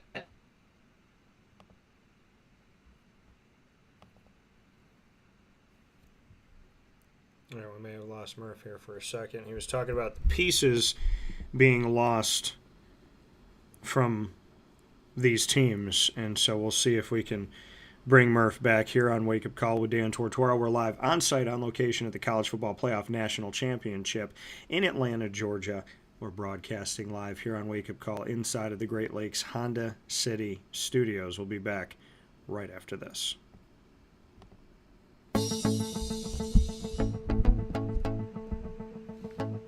Avicoli's, located on the corner of Route 57 and Wetzel Road in Liverpool, New York, has been your trusted neighbor for decades. Located just steps from Liverpool High School, we're happy to have the Liverpool Warriors on-site, on-location broadcast at Avicoli's through Wake Up Call with Dan Tortora every single month, featuring student athletes, coaches, and administration throughout the year from Liverpool High School. Head out to Avicoli's today on the corner of Route 57 and Wetzel Road in Liverpool, New York, open Tuesday through Sunday for lunch, dinner, and drinks. We'd love to see you out there, and of course you can call them at 315-622-5100 for takeout, delivery, and catering. That's 315-622-5100, and also find them on myavicolis.com. That's myavicollis.com.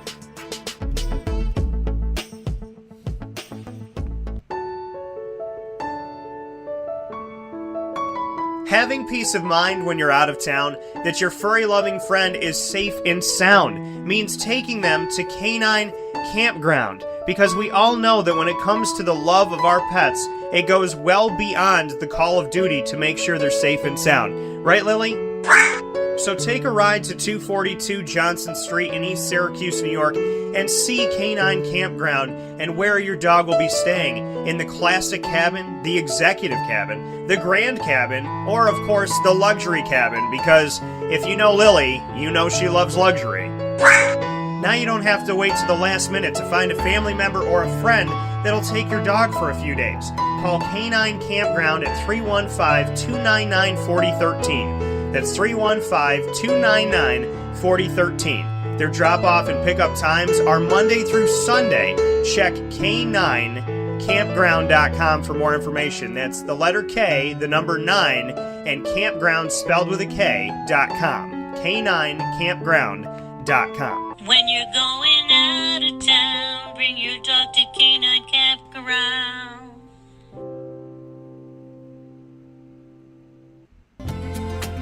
Looking for your next ride? Look no further than Great Lakes Honda City, located on 7140 Henry Clay Boulevard in Liverpool, New York. Serving our community for decades, their new and pre-owned vast array of vehicles are available to you Monday through Saturday on site. To search from home, shop at GreatLakesHondaCity.com. Call 315-365-5576 to set up an appointment. That's 315-365-5576 for Great Lakes Honda City, 7140 Henry Clay Boulevard in Liverpool, New York. Great cars, great people, Great Lakes.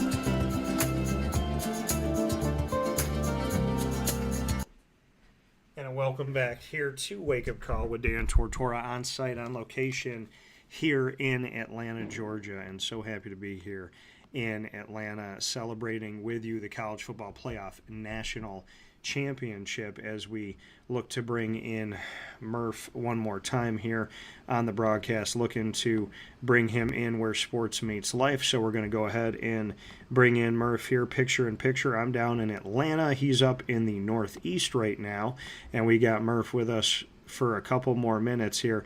Murph, a couple things here really quick before we get back into the game. We're celebrating Martin Luther King Jr. Day. We're also celebrating the inauguration of President Donald Trump, and he is returning to the White House as the 47th president after being number 45. I want to read a couple of my favorite quotes from Martin Luther King. In the end, we will remember not the words of our enemies, but the silence of our friends. That's one. There's a bunch. And darkness, this is probably my favorite. Darkness cannot drive out darkness. Only light can do that. Hate cannot drive out hate. Only love can do that. Another one that I like here. The ultimate measure of a man is not where he stands in moments of comfort and convenience, but where he stands at times of challenge and controversy. Faith is taking the first step even when you don't see the whole staircase.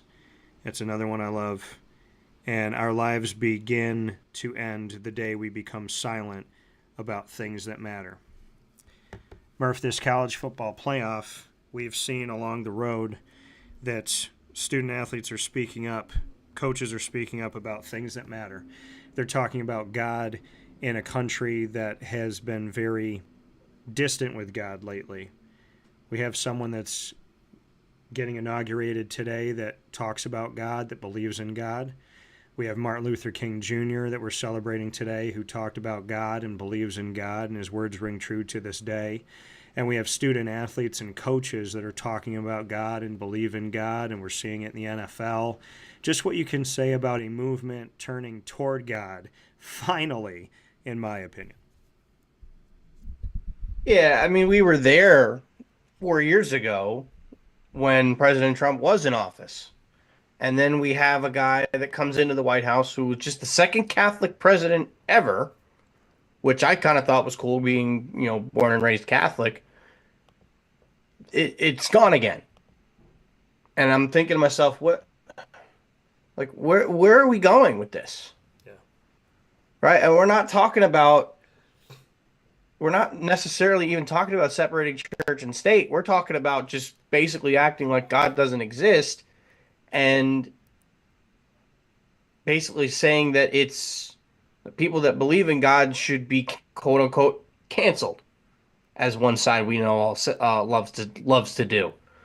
So to me, I'm glad that we're putting, that with, President Trump coming back to the White House, God will be coming back to the White House for once. I'm glad that I'm hoping that with him coming back that my money will be worth a little bit more than it currently is.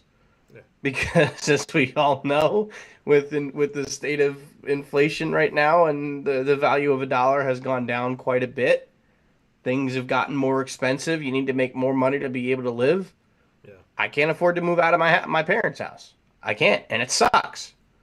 And even though now obviously I'm making less money now than I was in my previous job, even with that job, I can't afford to move out. I don't make enough money. That's the problem that we have in this country right now, and I think we're going to hopefully get back to that. But seeing these players being so open to talk about faith and to talk about God, it reminds me that we are going back to where we were in 2020. Well, let's not go back to where we were in 2020. Let's go back to where we were in 2019. Because I don't think anybody wants to go back to 2020. No. But let's get back to where we were then, where we don't say Happy Holidays, we say Merry Christmas. We don't just take God out of things, right? Our church growing up had these little bumper stickers that they would put that they would give out that said "Keep Christ in Christmas," and I think there's other places that do that because people forget that that's the true meaning of Christmas. It's not, giving presents to people. Is not even, being with your families. Yeah. It is the day that our Lord and Savior was born, and it is a day that we celebrate every single year on December 25th, and it will always be that way. Or so help us. We would. It wouldn't end well. It wouldn't end too well for us if we started to forget about that. But I'm happy to see it. I really am. It's the way it should be. You should not be ridiculed for your beliefs. You should not be canceled for your beliefs. This is America. We were founded on the 5 freedoms: freedom of speech, freedom of the press, freedom of religion. Was it 5? Freedom of assembly. Blanking on I'm blank. Those are the main 3 that everybody needs to know. Yeah, freedom of assembly is another one.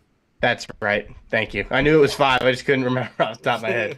Because those are the 2 that everybody forgets about. But, because assembly gives you right to protest things. And, it's I'm just glad we're getting back to that. It's the way it is what America was founded on. And it is the way it should be. and always hopefully will be. Yeah. It's freedom of religion, speech, press, assembly, and petition. So the opportunity to have those in this country. It's funny, though, because the people that try to cancel people are people that don't want to be canceled. The people that try to take away your beliefs are the people who don't want their beliefs taken away. The people who try to get rid of you and silence you and shut you up are the ones that are screaming and crying very loudly. So hypocrisy has definitely put its dark eye on this country, and it's time for us to get rid of that. I hope that everyone, not just the President of the United States, but every leader that has a responsibility to the community cares about people and puts God first, thinks about God. Well, Dan, why do we have to think about God? I thought we had freedom and da-da-da. Let me tell you something. You can do whatever you want to do. At the end of your life, if you don't believe in God, I wouldn't want to be you. I wouldn't want to be sitting where you're sitting. You can believe in whatever you want to believe. You can do whatever you want to do. But I have always been outspoken about God. I will always be outspoken about God. And to see it be more mainstream now is kind of like weird for me. It's exciting and it's fun, but it's kind of strange for me where I'm like, oh, Riley's saying it. Oh, Will's saying it. Oh, Jack's saying it. Oh, so I'm not the only one that's out here saying it. So it's been very unique. And I think people that are uncomfortable talking about God are people that are uncomfortable with things that they've said and done. Because you shouldn't be uncomfortable talking about perfection and about goodness and about grace and about humility and about kindness if you're doing good in this world. And I think those that aren't doing good in this world, what do they say? A liar hates being questioned, but a person that tells the truth doesn't mind. So, there's an aggravation when it comes to faith and an aggravation when it comes to truth of those people that are faithless and that are sinful and that are liars. And I think in a world and in a country that's accepted pretty much anything as normalcy, we have to get back to God, because there were many times in the Bible where humanity tried to tell God what normal was, and God had a very adverse reaction to that. And we see the fires in LA. We see all these things that have happened. We've seen the destruction of these hurricanes. We have seen these wars that have started, folks. And please don't think for a second that God was God in the Old Testament, but God's not God today. When humanity doesn't listen, God doesn't slap you. Humanity doesn't listen over a long period of time, and God, like any parent who doesn't want to reprimand you, eventually has to, because you just won't stop.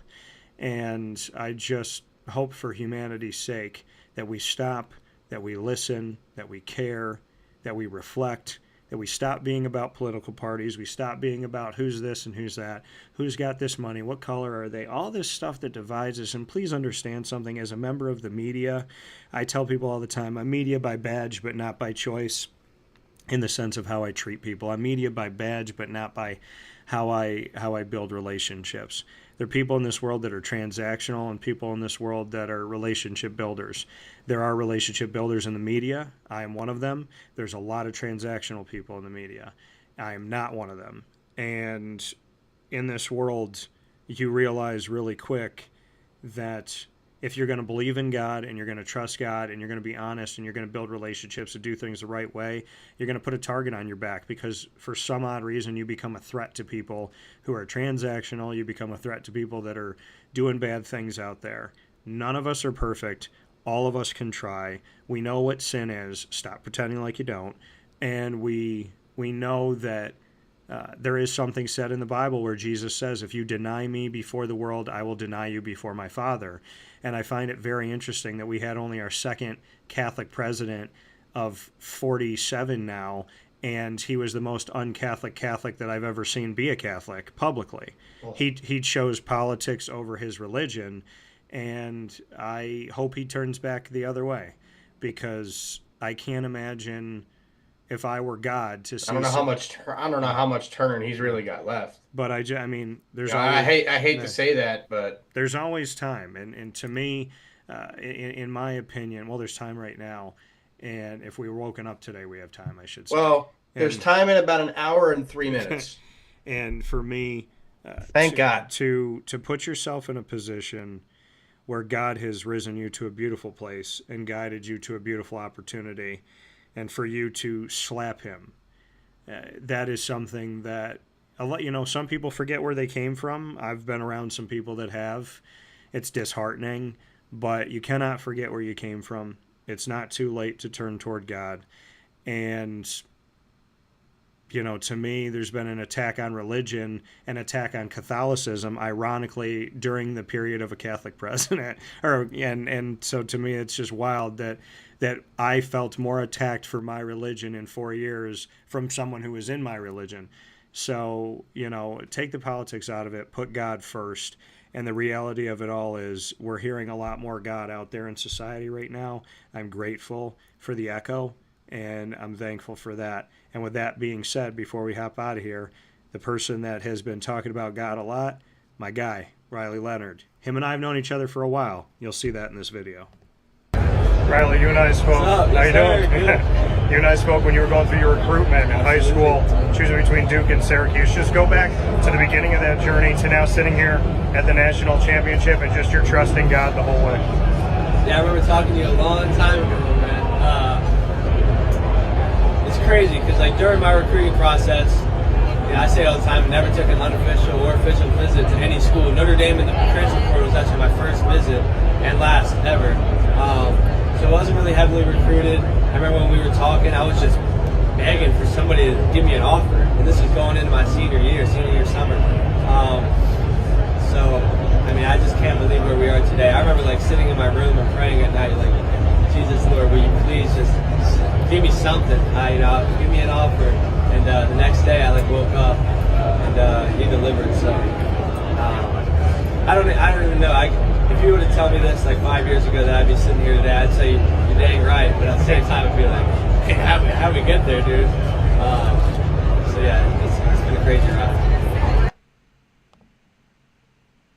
One question, one follow-up. Riley, we're looking at your faith. You've seen so many guys around the country that are now following in that as well. Just what it means to you to share your faith and what it means to see it around the country now. Yeah, I think, the Lord has put me in this situation for a reason. And to be able to publicly display my faith is something that I take a lot of pride in. And I don't think I'm really deserving of this platform, but Jesus has put me here. So I'm going to do everything I can to boast his name. And I think it's something that everybody should do. And there's a lot of silencing among the Christian athletes and just Christians in general in America. So I think it's more important now than ever to speak up. And like you said, now more important than ever, just what you can say to people out there that maybe want to speak up and are trying to find their voice, what your advice would be to them? It doesn't matter. Look, everybody puts a platform as athletes to speak on the Lord's name. It don't matter if you can bake a cake, give it to somebody in Jesus' name. It doesn't matter who you are. Everybody expects us to speak out. Look, I'm not the example. I just happen to be on this platform, so don't look at me as a good Christian. There are many other greater Christians than me. I'm just trying to do my due diligence. Just what you can say, kind of two-part here, about the faith that this team has and the fact that they share it so publicly, and then secondly, just what Riley has done to lead this team since he came in.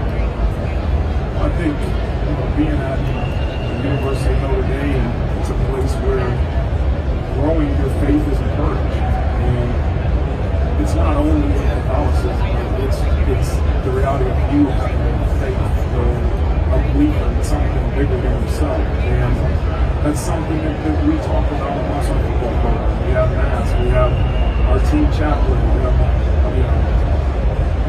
it is promoted, and our players have Bible study and different things like that. And so, I have a strong faith, and there's oftentimes we talk about you have to trust beyond having evidence, trust beyond knowing, which is another motto for having faith. And so, we're not shy about it. We're not shy about it, and it's important for us. And each individual makes his own decision on how he wants to discuss it or grow in it or any type of thing like that. But Riley's been huge for us as a leader, as a football player, as a competitor. He is a great young man, but he's a great competitor and a guy that's been continuously improving from the time he's gotten here. And that's difficult when you have high expectations to be a step on campus, but he's got the level head, he's put the work in, he's really great person. That talking about faith here from quarterback Riley Leonard, who's a friend of mine, and of course from their head coach Marcus Freeman of Notre Dame. I saw you smile. I saw you kind of nod a little bit there, Murph. Your thoughts on those words from Riley Leonard and Marcus Freeman? I think they couldn't be more true. I mean, what Riley's talking about in terms of, us being, we're not like he's not in his position he's not in his position to say he's the be all end all. He's there just somebody who's willing to talk about his faith and be somebody who's listening to what God's plan is for him and doing what he needs to do. And I think he's a huge champion of that. Yeah. And I think going to school at a place like Notre Dame is helpful for that. It's one of the oldest religious schools in America, and it's a place where if I was looking at more bigger schools, I would have looked into Notre Dame. Having gone to Notre Dame High School here, it wouldn't have been all that far for me to say, I went to Notre Dame, and now I still go to Notre Dame. I just go to a different Notre Dame. But that's partly also why I'll always have a soft spot for Notre Dame, also with my my family's Irish roots and everything. But it's cool to see that, and that's part of the reason why I'd love to see Notre Dame win is, because you don't see that talked about as much at a place like Ohio State. Notre Dame is a place where these kids can go in and, not have any issues with being willing to talk about your faith and practice your faith, because it's a Catholic university. It's one of the biggest ones in the world. So they'll always have a soft spot to me, and I'm glad that these players are as willing to talk about it as they are. Yeah, and it's good to see the light from Ohio State as well. Ryan Day talking about the fact that they get together and they have, different things that they do faith-wise, and some they know about. He's like, then you walk by a room and there's a bunch of guys in there, talking about faith or having a Bible study that you didn't even know about. Kurt, I want to thank you for your message. Kurt sent a message in here to our feed. I went to my church this morning during Mass and said a prayer for the Irish, for the safety, and thank them for a wonderful season regardless of the outcome. God, country, Notre Dame. So that coming from Kurt this morning. I love that. Show. Appreciate I don't know it. if we have time, but I have a quick little snippet that makes me remember that, if I ever start to forget or don't think that, someone's up there watching, that there always is, just from my trip down to Florida, if we have a second. So when I was playing, was it at, I think it was at Sawgrass. I was playing around. I've used the same ball marker that I got from so the guy that owns Barley Creek, and you've probably heard me talk about Barley Creek on the show before, and we've obviously been there. His name's Trip Ravain. So his mom used to run the Pocono Junior Tour when I was a kid. So she ran like the junior golf league around here when I was little. So shortly after, when she passed, Buck Hill, where she was out of, named their junior club championship after her. And Trip brought me a divot repair tool and a ball marker that said that with the name of it, the 2021 Joan Ravain Buck Hill Junior Club Championship. And I've loved it. I've used that ball marker for going on, I think, 3 or 4 years now, and I haven't used a different one ever. As long as, well, if I'm in Jersey and I don't have it with me, that's one thing. But when I have my golf bag with me, I always use it, no matter what. I lost it in Florida and was really upset about it. Like, I was very disappointed about it. And I had like a bending 25-footer for birdie or something like that. And on this hole, when I went to reach it in my pocket and the ball marker wasn't there. And I was really upset about it. and I kind of was like, man, like I was disappointed that I didn't have it anymore. So I'm going up there. I threw I think I had a TPC Sawgrass ball mark that I used because I happened to be at Sawgrass. Um, and I'm like, man, like I'm basically before I even hit this putt, I'm just sitting there like, man, like I'm really bummed that I lost this thing. And then what do? I go up there and I drain this 20, 25, 30 footer that's got probably a foot swing back to the right at the end. And immediately I look up at the sky. I'm like, thank you, Miss Vane. And it was whether it was her or it was God looking down and seeing that how distraught I was that I lost that ball marker and that memento. I think that if that doesn't prove that, that God exists and that people are, up in heaven watching down over you, and I don't know what does. Yeah, and I appreciate that story, like you said, being distraught that you lost the ball marker, and then sitting there and getting ready for that, and then hitting that putt and looking up and just saying like, hey, the memento's the memento. The important thing is that you remember me. And so, obviously she was talking to you, God was talking to you, and the importance of God's love is absolutely undeniable. And, there was turbulence when I was coming in a few days ago, and I travel a lot, I fly a lot, used to flying. And the turbulence was a turbulence. When did you flew down Friday or Saturday? I came down Saturday. So there was a lot. Yeah. There was a lot of turbulence up there. Yeah. I was dealing with it too. Yeah. You were flying south. I was flying north, and there was.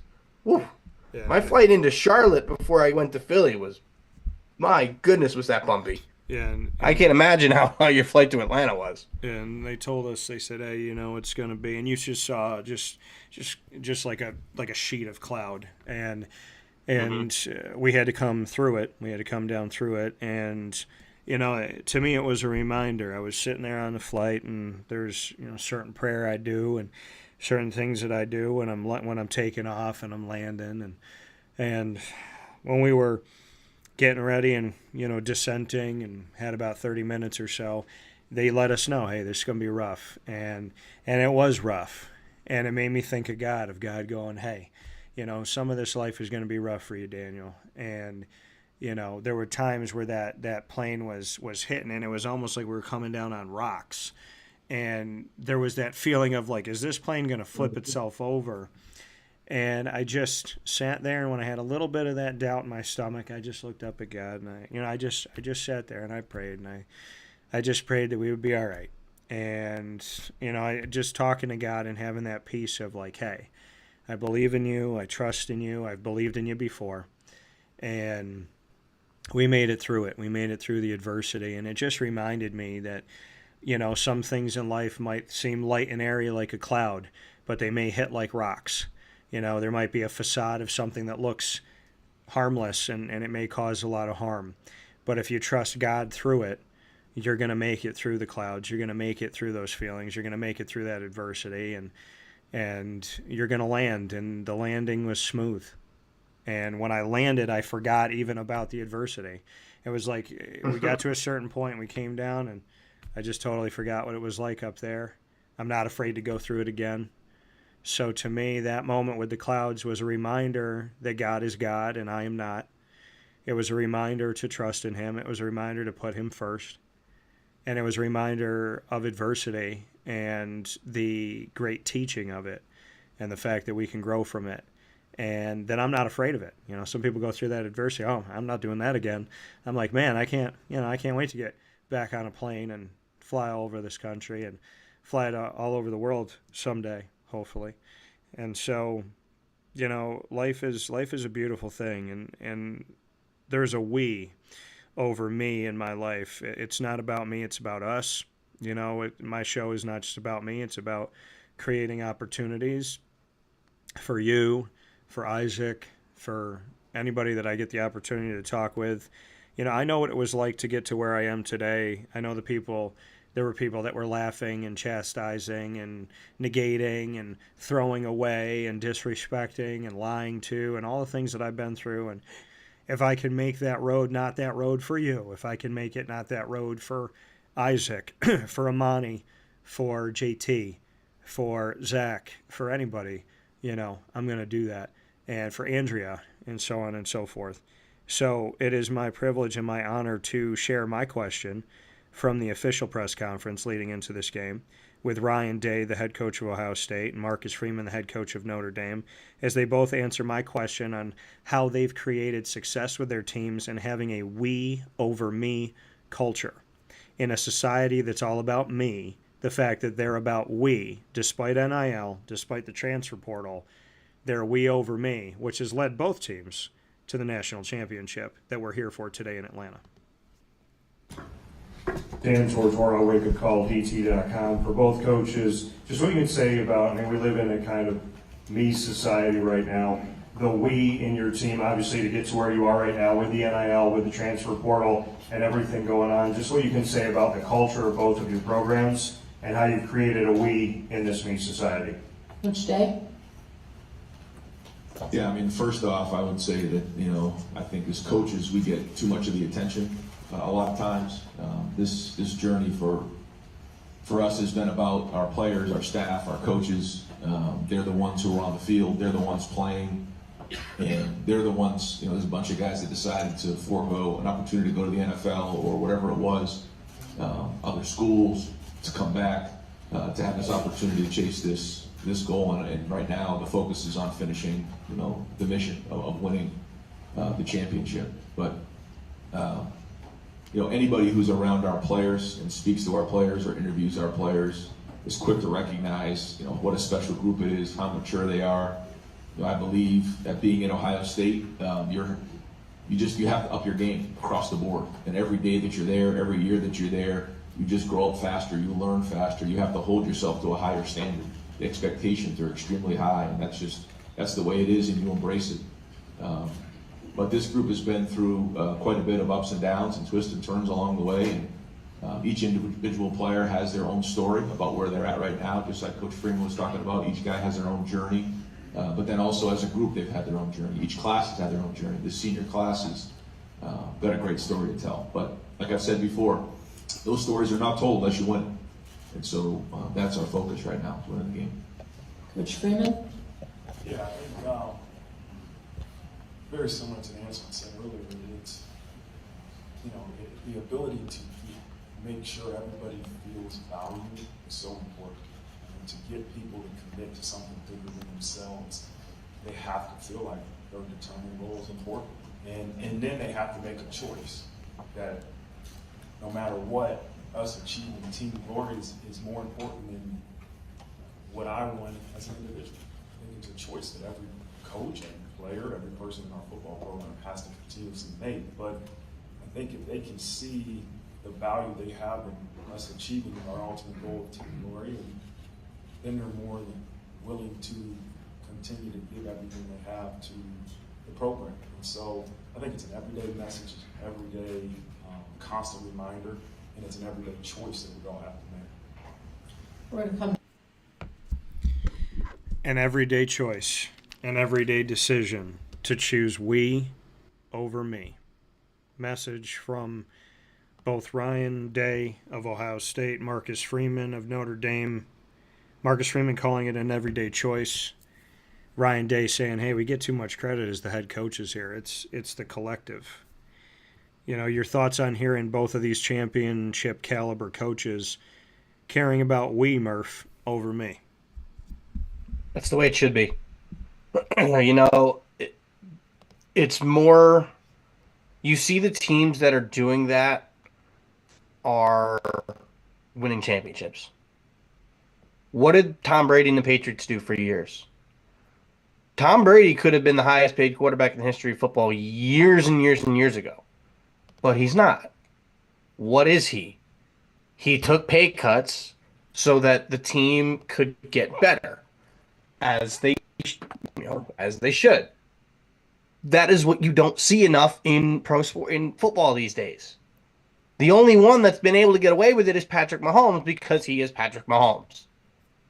Look at the Ravens since Lamar Jackson signed his big deal. Look at the Cowboys since Dak Prescott signed his big deal. Look at the Bengals since Joe Burrow signed his big deal. Sorry to say this, but look at the Jaguars since Trevor Lawrence signed his big deal. When the quarterback eats up all of that salary, you can't build a team. That is why teams or with guys like Tom Brady are successful, because they focus on the bigger picture. They need to focus on the big picture. That is the reason why teams win championships, because they focus on the team and not the individual player. And any quarterback that is, worth their salary or anything should know that. And I'm glad that these two coaches know that. Yeah.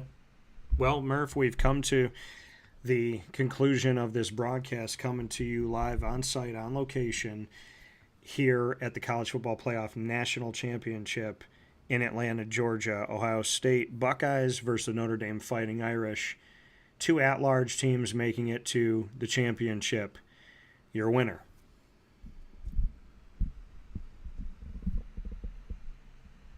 Where are you going to go with?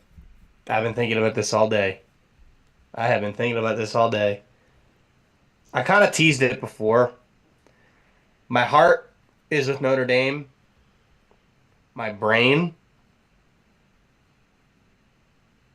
is telling me Ohio State. By 3, 31-28 is my final score prediction. Ohio State over Notre Dame. I really hope it's the opposite, though. I have looked at both of these teams, and I have been moved by both of their trails to get here, by both of their roads, their dedication to their craft, their abilities, the teams that they've beaten. Ohio State beat who I considered for a good portion of the season to be the two best teams in the country, Oregon and Texas, back-to-back. Notre Dame defeated Georgia and a fantastic Penn State defense. So, for me, when I was thinking about this, I was like, well, Ohio State's, and that's the easy choice. But something was tugging on my throat and pulling on my gut. Wouldn't let me say it. So if I die on this mountain, I die on this mountain. Riley, Marcus, Bo, Mitch, Howard, Al, Mike, Jordan. I'm picking you guys. The Notre Dame Fighting Irish. Yeah, attaboy. The Notre Dame Fighting Irish. And for Jimmer. I want to pick them so bad. My brain's just telling me not to. For Jimmer, for Betty, for Hunter, for Jack, for Sam, for the entire Sikowski family. I'm going to get choked up. But I appreciate y'all. I love y'all so very much. I'm going with Notre Dame. Jimmer, something in your eyes when I was being critical of Notre Dame. Well, you were right. I was wrong. And I'm going to go Notre Dame today to win it. I'm not going to give you a score. My gut, it has literally, and normally I do, but something in my gut was like, just say Notre Dame, smile, take a breath, and go watch the game. Whoever wins this game, I'm going to be proud of. It has been my honor and my privilege to talk with both of these teams. It has been a blessing. I want to thank God first and foremost for believing in a little kid from Syracuse. I want to thank my mom and my dad, my grandparents in heaven. I want to thank my dogs, Morty, Cinnamon, Shady, and Lily. I want to thank all my brothers. I want to thank my sisters. I want to thank my nieces and my nephews, my godson Noah. I want to thank everyone who's believed in me in this business. I want to thank everyone who's shown up for me, you included, Murph, in so many different ways, for letting me come back to where it all started at MU Courtside. Thank you. I want to thank Ohio State. I want to thank the university, the athletic department, sports information. I want to thank the players and the coaches. I want to thank Notre Dame, the university, the athletic department, sports information. I want to thank Sarah because I got to meet her. So I want to say thank you to Sarah. I want to thank the players and the coaches. I want to thank the Goodyear Cotton Bowl Classic, the Chick-fil-A Peach Bowl. I want to thank Penn State. I want to thank SMU. I want to thank every location, every community, every hotel, all of these hours, all of the airlines that I've been on. I was on 3 different airlines these past few weeks. So I want to say an utmost thank you to every pilot, to every groundskeeper, to everyone that made sure my bag got there. My bag got to Dallas this time. Let's go. And I want to show a lot of love and support for all of the people that don't get it. I want to thank all the workers at all of these stadiums, the people that know the information, that have helped me out. People have been so much more kind this time around and willing to help you and willing to find an answer and just good. I want to thank everyone in the credentialing department for their kindness and their humanity. I want to thank everyone that's been serving us food and for the media hospitality and for staying up late for us and getting up early for us and dealing with us. And I just, I want to thank all my friends and everyone that supported the show, everyone that watches, that listens, that reads, that clicks. I want to thank every company we work with, everyone that has believed in my mission and my vision. I had no idea that God was going to take me here. I'm not surprised. I'm humbled, and I'm grateful. And so this College Football Playoff National Championship broadcast has been a long time coming, and I just celebrated 21 years, and the 22nd year, if it ended today, is better than arguably it's the best one yet. So I don't really have words. I was so excited to do this. The best is yet to come, my friend. Yeah. And I was so excited to do this conversation, to have this with you, and to be here in Atlanta, and to be able to say that Wake Up Call's down here at the College Football Playoff National Championship. We're going to broadcast live. You know, we've done so many videos and pictures and everything, and things I've seen with my eyes and heard with my ears and felt. I got to touch both of the helmets. I went up and touched the Ohio State helmet and the stickers, and I touched the glitter on the Notre Dame helmet. And one of the media guys was like, "Yeah, we got it." He's like, "We're up here. Might as well touch him." I said, "Listen, I made it all the way up here. I'm touching the dang helmet." So they're lucky I didn't run away with the trophy. So, I'm grateful. I'm thankful to God. I'm speechless. I was so excited to do this show with you, and yet I feel like it flew by, and I'm still trying to find my words. But I want to thank Molly McGrath as well, and ESPN, and everybody that's been a part of this. And God is great. So, and I'm happy that this entire road led me back to my friend Riley Leonard. And more than anything, shaking his hand, giving him a hug, and seeing him smile when he saw me there, that to me was worth the entire trip, was knowing that a friend didn't forget. So always be there for your people. Just be there for people. Just be there for people. Whether you know them or not, just be there for people. And show up, man. That means so much to me. Thanks to all my Uber drivers. Thanks to all the shuttle drivers. Thanks to everybody, man. This has been great. Thanks to Honda for giving me a great car that helped me in some not great weather to State College. So thanks for my CRV. Love those cars. And yeah, you're just seeing a little kid being a big kid, living these dreams. So I love you, brother.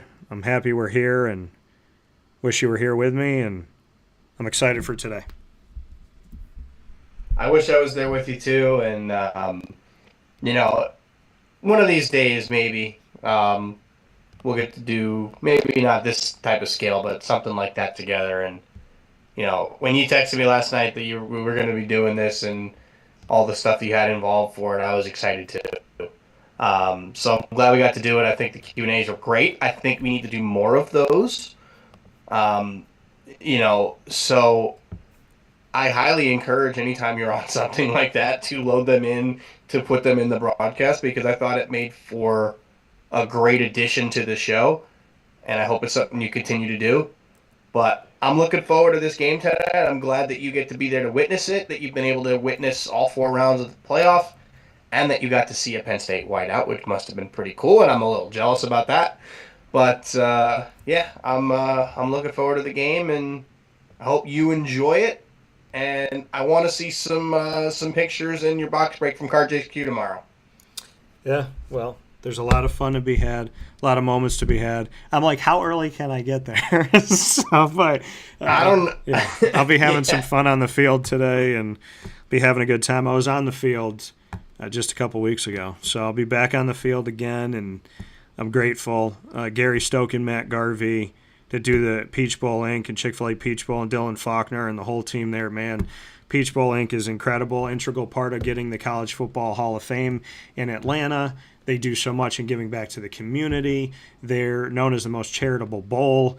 And, their work with Chick-fil-A, their work with Aflac, the Aflac kickoff game. And to remind everybody, this season ends in Atlanta, and it begins next season in Atlanta. And I, by the grace of God, will be at the end of this season and the beginning of next season. I'm here for the national championship of 2024-25. And in 2025-26, I'll be at the Aflac kickoff game, by the grace of God, when Syracuse takes on Tennessee in the same stadium, Mercedes-Benz Stadium in Atlanta, Georgia. So y'all be good. We got one more fast break, but we're going to bid adieu to Murph. Murph, I appreciate you, man. I love you, and send you my best as always to you and your family. Appreciate that, buddy. Love you too. You as well. And enjoy the game. Go Irish. That's right. We'll talk with you soon. Yeah, coming from Murph. Yes, sir. Here on Wake Up Call with Dan Tortora, where sports meets life. We're going to take our final step aside here on the show. We'll be back to wrap it up from Atlanta as Wake Up Call goes live right here from the College Football Playoff National Championship. Carvel DeWitt, it's what happy tastes like. Do you know why? Because we make ice cream. Creamy, rich, flavorful ice cream. Not yogurt or iced milk like some of our competitors. Ice cream. Fresh, by hand, daily. For the calorie conscious, we have something new for you. Our new Carvelite. Same great flavor, creaminess, and texture of our regular ice cream with only 35 calories an ounce. So whether you want an ice cream cake, flying saucer, dasher, carvalanche, hard or soft ice cream, we will satisfy your craving with our fresh, handmade regular or new Carvelite ice cream. Carvel DeWitt. It's what happy tastes like. The Wildcat Sports Pub in Camillus, New York is located on 3680 Milton Avenue in the Home Depot Plaza. It is your family-friendly sports bar and restaurant. Folks, some sports bars aren't family-friendly. Some family-friendly restaurants are not sports bars. The Wildcat Sports Pub in Camillus, New York is proud to be both. It is that marriage that you've been looking for years. The Wildcat Sports Pub is your home base for your sports bar and restaurant needs, games for the kids, indoor and outdoor activities, and enough things on the menu to come back every single week and get to try something new. They're open Sundays from noon to 8 p.m., Monday through Wednesday, 11 a.m. to 11 p.m., and Thursday through Saturday from 11 a.m. to midnight. For reservations and party information, call 315-487-2222 for the Wildcat family-friendly sports pub and restaurant.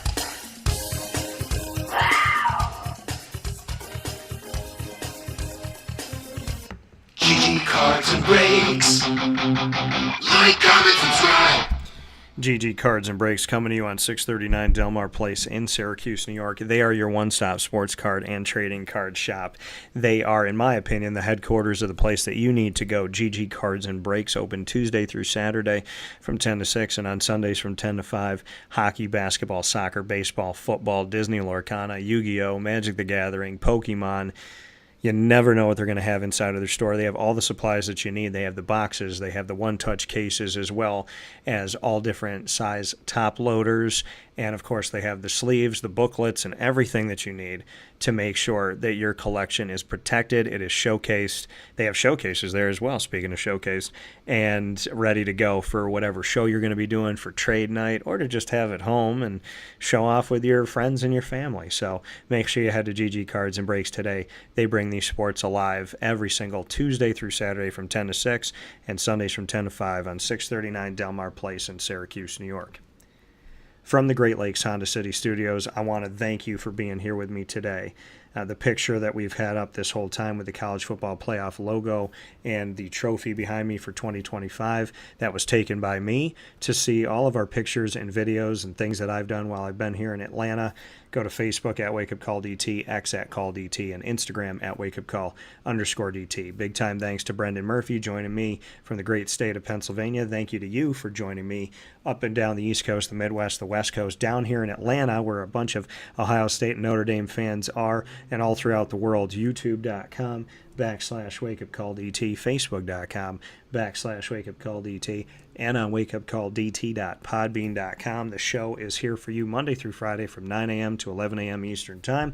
And, of course, we're on Amazon Music, Audible, iHeartRadio, iTunes and Apple Podcasts, Player FM, Podbean, Podchaser.com, Podvine, Spotify, TuneIn, and YouTube. All you have to do is search Wake Up Call with Dan Tortora, or one word, Wake Up Call DT. Click follow and subscribe when you're there. Big time thanks to our incredible partner down at Pinehurst Golf Course area, and that is Brooklyn Pickle on 1788 Old Morganton Road in Southern Pines, North Carolina. Make sure you head down to the Brooklyn Pickle in Southern Pines, North Carolina today. Let them know that Wake Up Call sent you.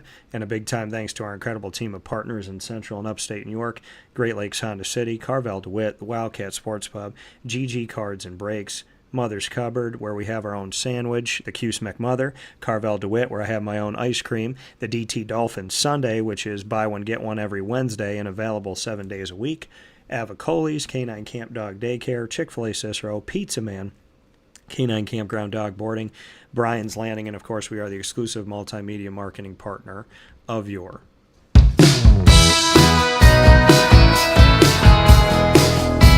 Lemoyne College Dolphins. It's Fins Up every single month on Wake Up Call with Dan Tortora. Find your Dolphins every single Wednesday at 9 a.m. Eastern Time during Dolphin Time with student athletes, coaches, administration, future Dolphins, and alumni.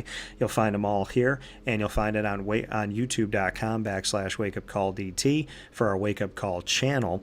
And make sure you click subscribe, hit the notification bell, and look for the Lemoyne playlist. Your Dolphins are also on WakeUpCallDT.com's homepage and underneath the Exclusive Partners tab. For more information, go to LemoyneDolphins.com and Fins Up.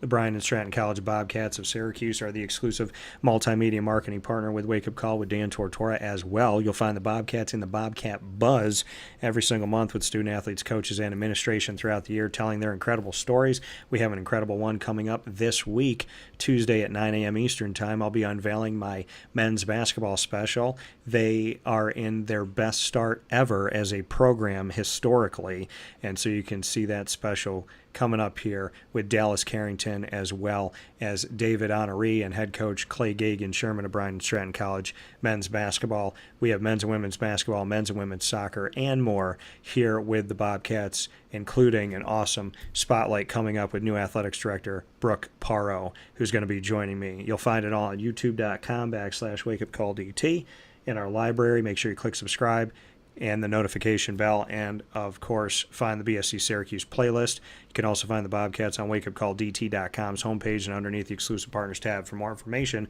go to Syracuse.bscbobcats.com and go Bobcats.